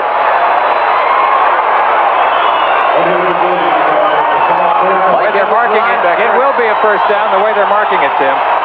Mike Edwards, the linebacker, and Oliver Davis, the cornerback, came up to make the tackle. Malcolm Moore, who is 6'5" and out of USC, is coming in from his wide receiver position from the outside in. He's covered by Oliver Davis, but his curl-in route is successful, and Young is right on the numbers there as he gets the first down yardage. This is Nelson, right side. Good play by the linebackers on that side. Robert Pennywell, Kyle Borland maintained containment, kept everything inside, strung the play out, and made the play. We are in overtime at the LA Coliseum. We've got 2 minutes, 23 seconds remaining. Michigan 21, Los Angeles 21. The winner of this game advances to the Western Conference Championship to play the winner of tomorrow's game, Arizona and Houston. Los Angeles with a dramatic comeback in regulation. The hero was Steve Young, who ran it in on a scramble for the two-point conversion to tie it. This is Young on 2nd and long. Has the completion. There's not much yardage there. Tony Bodie may have picked up 4.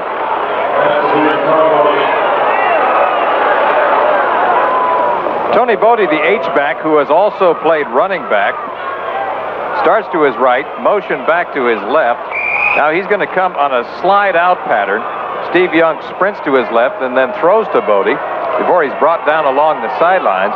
Bodie, of course, was the hero opening day last year when he got 77 yards to upstage Herschel Walker. It is 3rd down and 8. Los Angeles converts on 3rd down 40% of the time. They have not been sharp here today on 3rd downs. Young from the shotgun drills it across the middle, and it's incomplete, intended for Malcolm Moore. Looked like Moore stumbled just before the ball got there. And not a well-thrown ball by Steve Young, but he was under a lot of pressure. Let's watch the pressure on Steve Young. Shotgun, straight drop back. Number 79, Larry Bethea, is coming around along with John Corker, number 57. Makes Young throw in a hurry. So Partridge comes on to punt. Los Angeles now 3 of 11 on 3rd down conversions. The 2 deep men, Walter Broughton and Anthony Allen. We've got 1 minute, 10 seconds remaining in the first overtime period. Partridge going for the corner. High spiraling punt. Will he get it? No, it goes into the end zone. They'll rule it a touchback. So they bring it out to the 20-yard line. It was a 49-yard punt. It missed by inches, and Michigan will have the ball when we come back. In a back alley brawl, that time remaining 1:02 is in the overtime period. 21 for Michigan, 21 for Los Angeles. The first playoff game ever for LA. For Michigan, well, the Panthers are the defending USFL champion. Bobby Hebert, 13 of 27 for 201 yards. He did have a pass interception his last time out. This is John Williams. Breaks the tackle, but Howard Carson comes over, strings it out, and runs him out of bounds. John Williams has been the workhorse. Well, he had 161 yards last week as we look at John Hadel talking to Steve Young along the sidelines. That was his second best effort ever. He had had a 165-yard effort. Turnovers 3 apiece today, Tim, but the difference is that Michigan has converted twice, turned those turnovers into touchdowns. Los Angeles has yet to do that. I like that Hadel-Young picture. The old and the young. John Hadel, 44 years old. Pun intended. Probably feels older than that today, doesn't he? Trying to advance for the first time ever into the championship game. This is Terry Miller. Terry Miller picks up a couple of more. Up to the 25-yard line. That'll bring up third down. And about 4.5. Third and a crucial 5 yards now for quarterback Bobby Hebert as he looks to the sidelines, then looks at his wrist, and now he's going to make a decision. I wouldn't be a bit surprised to see him play it fairly close to the vest here with 25 seconds left. They seem intent to let the clock roll and get into another overtime period. There's your time at the bottom right hand of the screen. They mark it at 3rd and 5. Hebert to pass. With backside pressure. He doesn't see it coming, and he's going to be sacked. Eddie Meat Cleaver Weaver out of Georgia.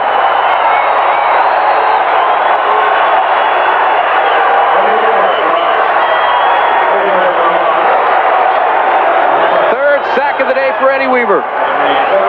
Eddie Meat Cleaver Weaver, who has been effective all afternoon and throughout the season as a sack man and a harasser of quarterbacks, comes up on the blind side there of Bobby Hebert and really crunches him to the ground.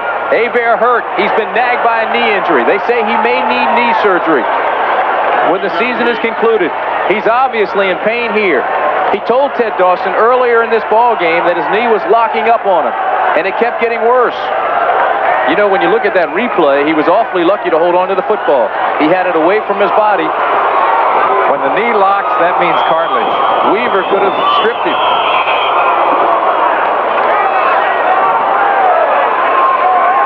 Hebert leaves the game. 13 of 27, 201 yards. And that'll be it for the overtime. This is now the longest game in USFL history. Michigan was involved in the other. It took 14 minutes and 1 second to decide a winner against Houston this year. We're tied 21-21. We'll be back with more sudden death action after a word from our local station. Stay with us.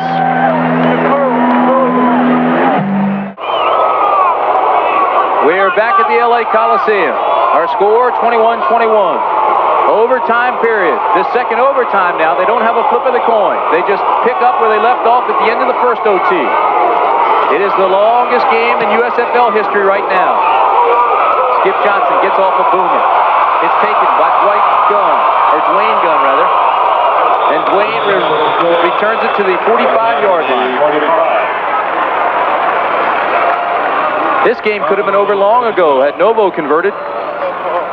Tim, reflecting back to the first overtime period when Michigan got the ball and drove to the 27-yard line, this 37-yard attempt by Novo Bojovic is hooked to the left side here. It appears like it's going straight originally, then it begins to fade. He had hooked it, and we saw earlier his disappointment. That could have won the game for Michigan in the initial overtime period. Malcolm Moore, JoJo Talcell are your wide receivers. Young scrambles, and he hits Malcolm Moore, who does a little pirouette and goes out of bounds close to a first down. Well, Steve Young's greatest asset has to be his escape dimension. He puts pressure on the corners, which takes the pressure off the wideouts. We mentioned the reaction of Novo Bojovic when he missed the field goal. Whit Taylor gets the ball down successfully. Originally, it looks like he hits it well. Then he sees that he has hooked the ball, and you get that feeling of disappointment. Now he's very frustrated. We talked about how demonstrative and flamboyant he is. Mel Gray, Tony Bodie, the I-backs. The give is to Gray. Picks up two. Mike Edwards, the linebacker, makes the tackle along with John Banaszak. Ted Dawson downstairs now with Novo Bojovic.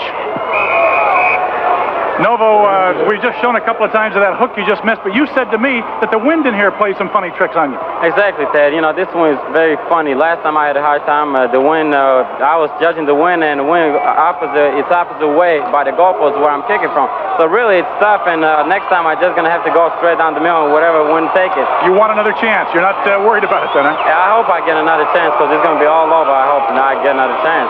Okay, Tim. Third down, 3.5. Mel Gray punches his way up close to the 45. He'll be, maybe inches shy of the first down. It'll bring up fourth, I believe. Awfully, awfully close. We'll see where they mark it.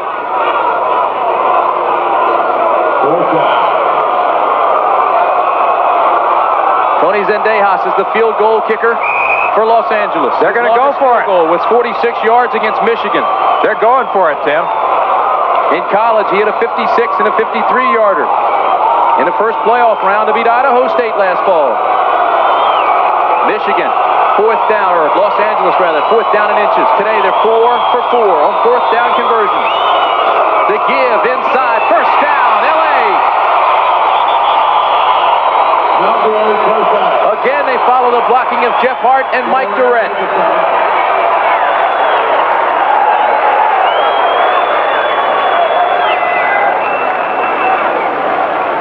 Highway 60. That's the route that Mel Gray, number 30, is taking as he follows number 60, Mike Durrett, his right guard, and number 72, Jeff Hart, his right tackle. Had a long talk with Jeff Hart yesterday and the day before out at the LA Express training camp. 5 years with the Baltimore Colts as a starter. This is his first ever playoff game, though. He said, I just want him to follow me all day long. This is Young, pumps, reloads, throws to JoJo Townsell. Incomplete. Good no call on the interference by Vito McKeever. No flag, and it's a good no call. There shouldn't have been interference. Isolation on JoJo Townsell. Little juke step to the inside, back to the outside on the fade or fly pattern. Vito McKeever step-for-step coverage. I agree with you, Tim. Good no call. Although he's got to be careful with that right arm. Is that really a word, no call? Or did we just make it up? Just make it up as you go along. This is a long ball game. This is Mel Gray right side to the 40-yard line. Los Angeles 5 for 5 on fourth down conversions, including a touchdown to set up the two-point conversion by Steve Young to win it within a minute of regulation. Both quarterbacks have been dragged from the field and helped off this afternoon. Twice on the final drive of regulation, Steve Young went down. John Hadel sent in Frank Sire, the backup, and Young reached deep down inside. Intestinal fortitude sent Young back, or sent Sire back rather. Stayed in the ball game and ended up the hero thus far. We understand that Bobby Hebert, who was helped off the field with a bad knee, will be back. This is Young on third and long. In trouble. Throws it in the direction of Malcolm Moore, incomplete.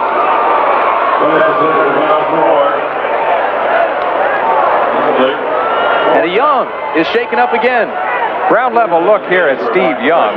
Well, we're not going to see it right now, but you can see that Steve Young has been shaken up again, as you said. We saw him hurt in the ball game against Oklahoma 3 weeks ago on a controversial late hit. That was by Clay Rule in that game. This is Los Angeles, third punt in the overtime. Jeff Partridge is the punter. And if he gets it to the corner, it should back up Michigan, but he won't. It'll hit on the 20 and get a Michigan roll. They will not have that bad field position. Let's see how Steve Young got hurt.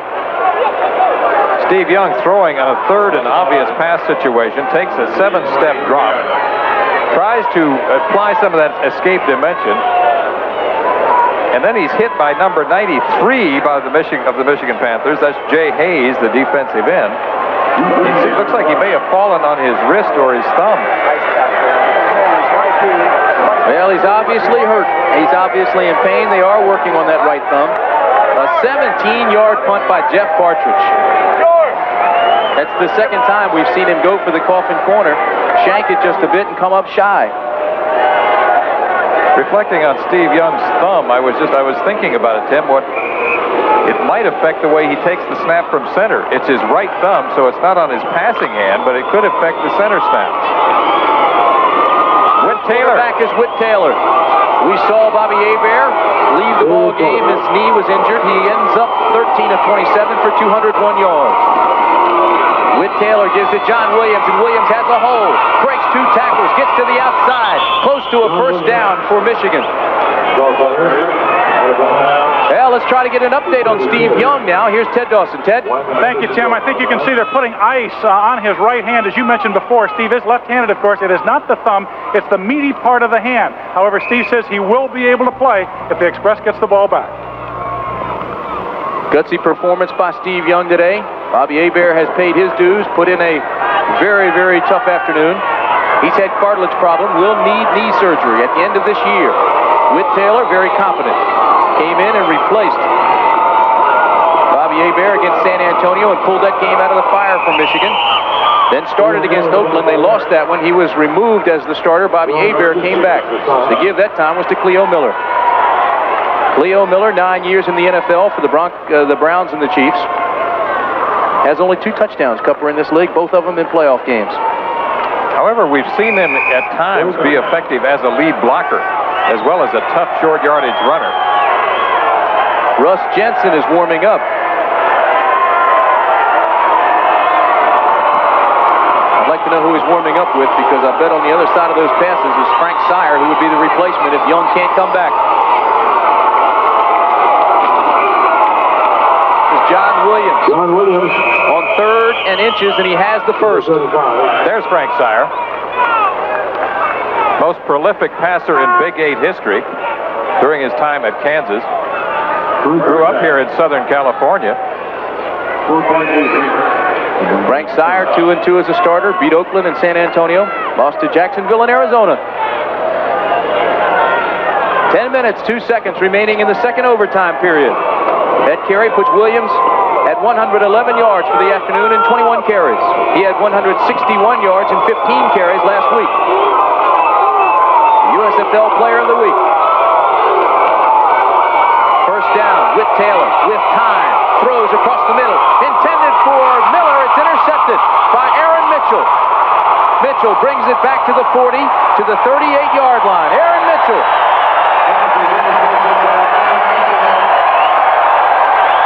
Listen to the crowd. Aaron Mitchell had 2 interceptions in the playoffs in 1980 for the Dallas Cowboys.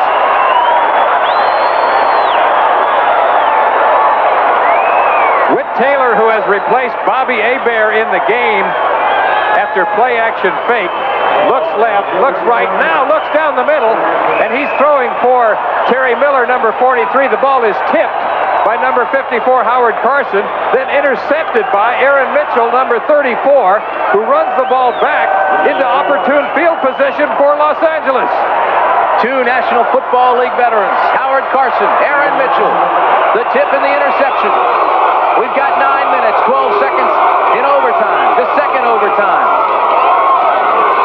This is Kevin Nelson, who spins, turns, and drives his way back up to the line of scrimmage. Great pursuit by the defense. Frank Sire was warming up, but Steve Young has returned to the football game once again, Tim.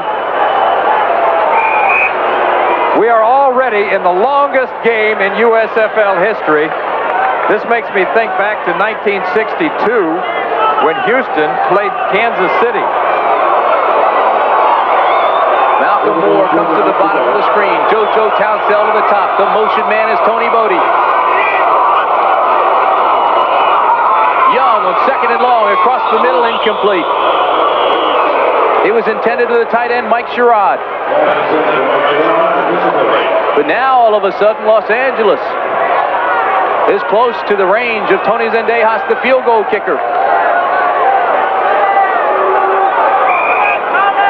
It'll bring up a 3rd down and 10. And Los Angeles today, a woeful 3 for 13 on 3rd down conversions.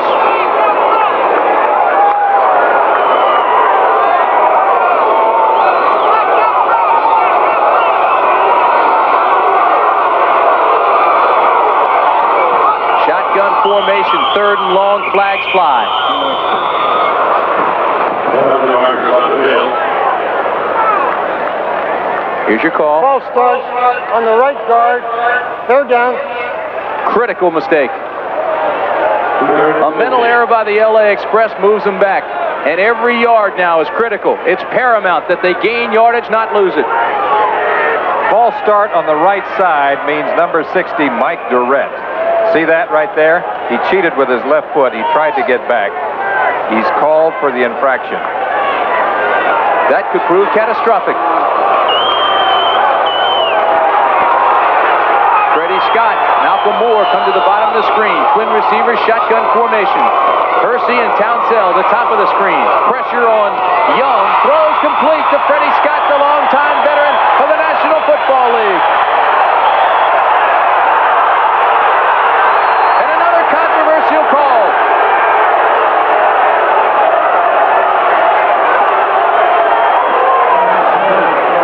They rule it incomplete.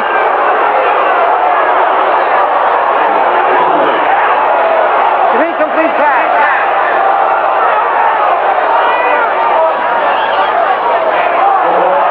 Young looks shocked.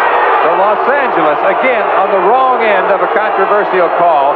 Pass thrown by Young over the middle, intended for Fred Scott. That's a completion. It appears to be a completion. It appeared that he scooped the ball and then rolled with it. Well, Jeff Partridge now. His fourth punt in overtime. Again, he goes for the corner. This time he drives it toward that corner, but it will go into the end zone for a touchback. A controversial call. Freddie Scott appeared to make the catch. Right now he's with Ted Dawson. Teddy? Thank you, Tim. Fred, we showed the replay. It looked like you made the catch. What did you think? Well, I thought I got up under the ball. If there was any question in anyone's mind, it was only on one of the referees. So it's done. Now the only thing we can do is get back into it, take advantage of whatever opportunity confronts us later. What did the official tell you? He wanted to say that there's just one guy. In fact, two of the guys were marking it good, and the other guy came in from the another angle and said it was no good. That's the story, Tim. And appeared to make that catch, ruled incomplete. 7 minutes, 50 seconds remaining in the second overtime. Whit Taylor, still the quarterback. Terry Miller, the ball carrier. Hard hitting, for the most part, well educated and well executed. Good play by Georgia Chica, who came through cleanly and made the tackle on Terry Miller. 6 minutes, 35 seconds remaining now in the overtime period, the second overtime period in Los Angeles. Whit Taylor on 3rd and 7 throws. It's complete to his tight end, Mike Cobb.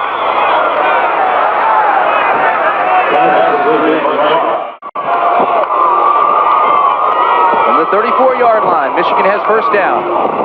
This is Miller, and Miller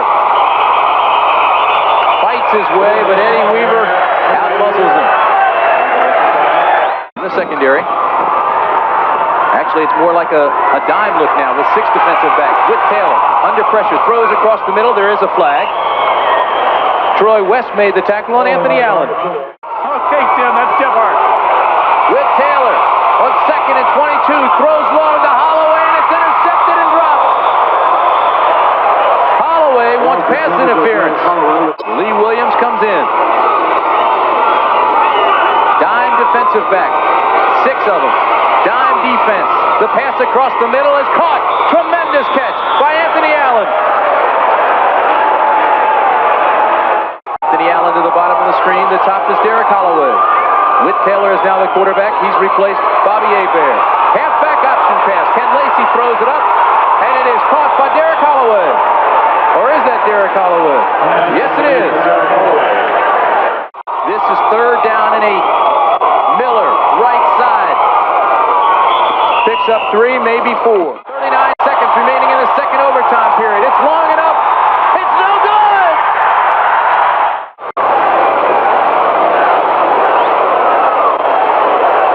The game that went on forever.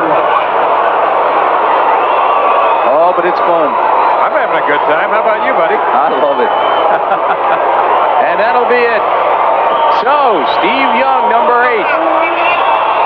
the great-great-great-grandson of Brigham Young, comes off the field.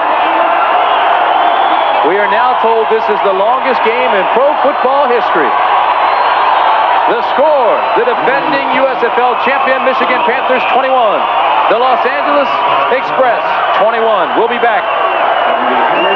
Now that it is the longest game in pro football history, the defending champion Michigan Panthers against the Los Angeles Express. We are deadlocked at 21. There is exhaustion on both sides of the field. They had difficulty making it off the field after Novo Biovic missed his third field goal of the day.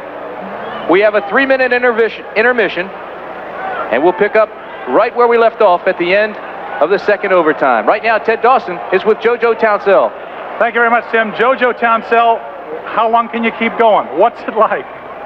Everybody's kind of tired, but we're happy to be here. And is it tougher on the defense right now?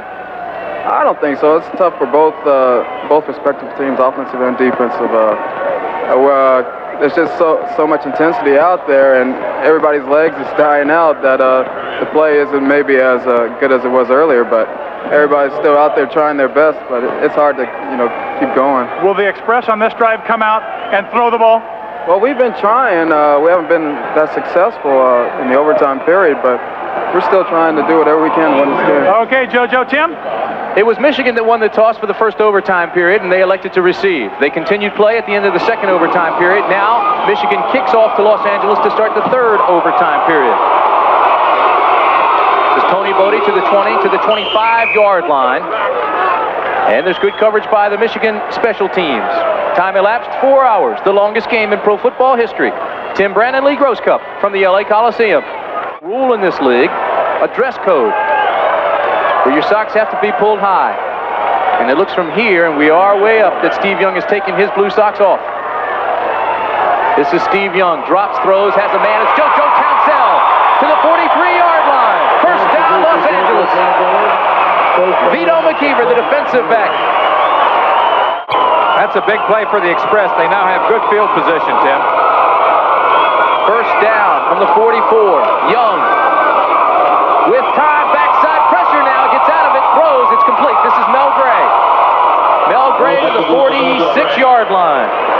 Oh, what a game Steve Young's playing. The 1983 Heisman Trophy runner-up to Mike Rozier. And the most accurate passer in NCAA history. Zimmerman cramping along the sidelines now. You talk about Young's accuracy. He completed 14 of 16 passes for 87% against Oakland earlier this year. Young throws. JoJo Townsell is open to the 30. Almost breaks away to the 23-yard line before Oliver Davis can take him down from behind.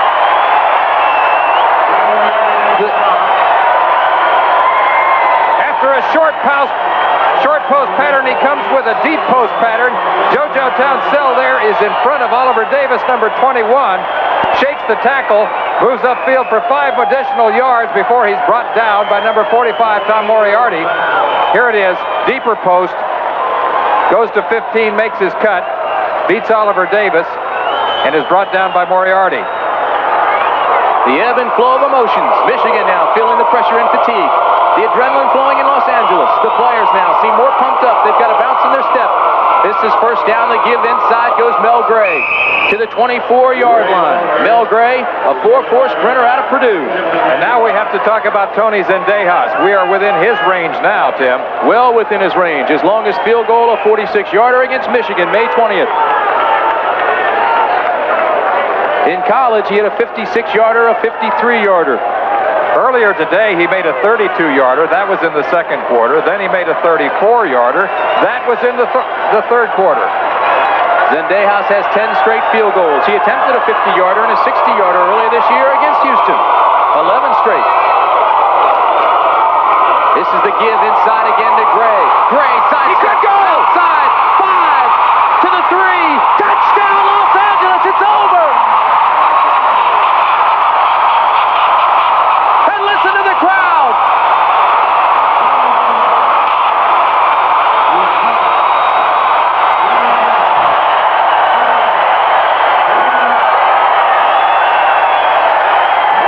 Most of the players on both sides of the field are overcome with emotion and frustration.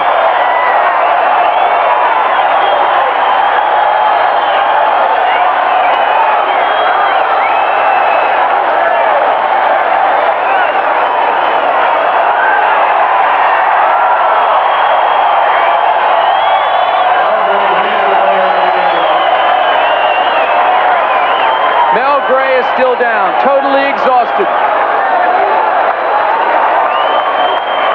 A fitting finale to the most incredible game in USFL history. Mel Gray starts left, back to the right, traverses the field, makes a cut to the outside. Now it's a foot race. He beats number 36, Vito McKeever, on a 24-yard run. 4 hours and 3 minutes. This game is history.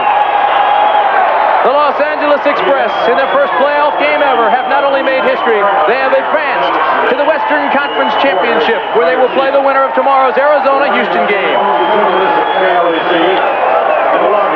Let's go down quickly now to Ted Dawson. Thank you very much, Tim. This is Ted Dawson. This is Mel Gray right here on the sideline. As you can see, the trainers are working over him. He just scored the winning touchdown in the ball game, but he is almost unconscious. He is still conscious, but he is laying here. He says he's got a very bad pain in his left shoulder. So the trainers are working over him right now. I think you can see this camera shot here of all 3 trainers working on him right now. But Mel Gray scored the winning touchdown in this game. He is conscious, but it's still a little too early to tell just how badly he's hurt. Once again, the final score, Los Angeles 27, Michigan eliminated from the playoffs 21. The game lasted 4 hours and 3 seconds.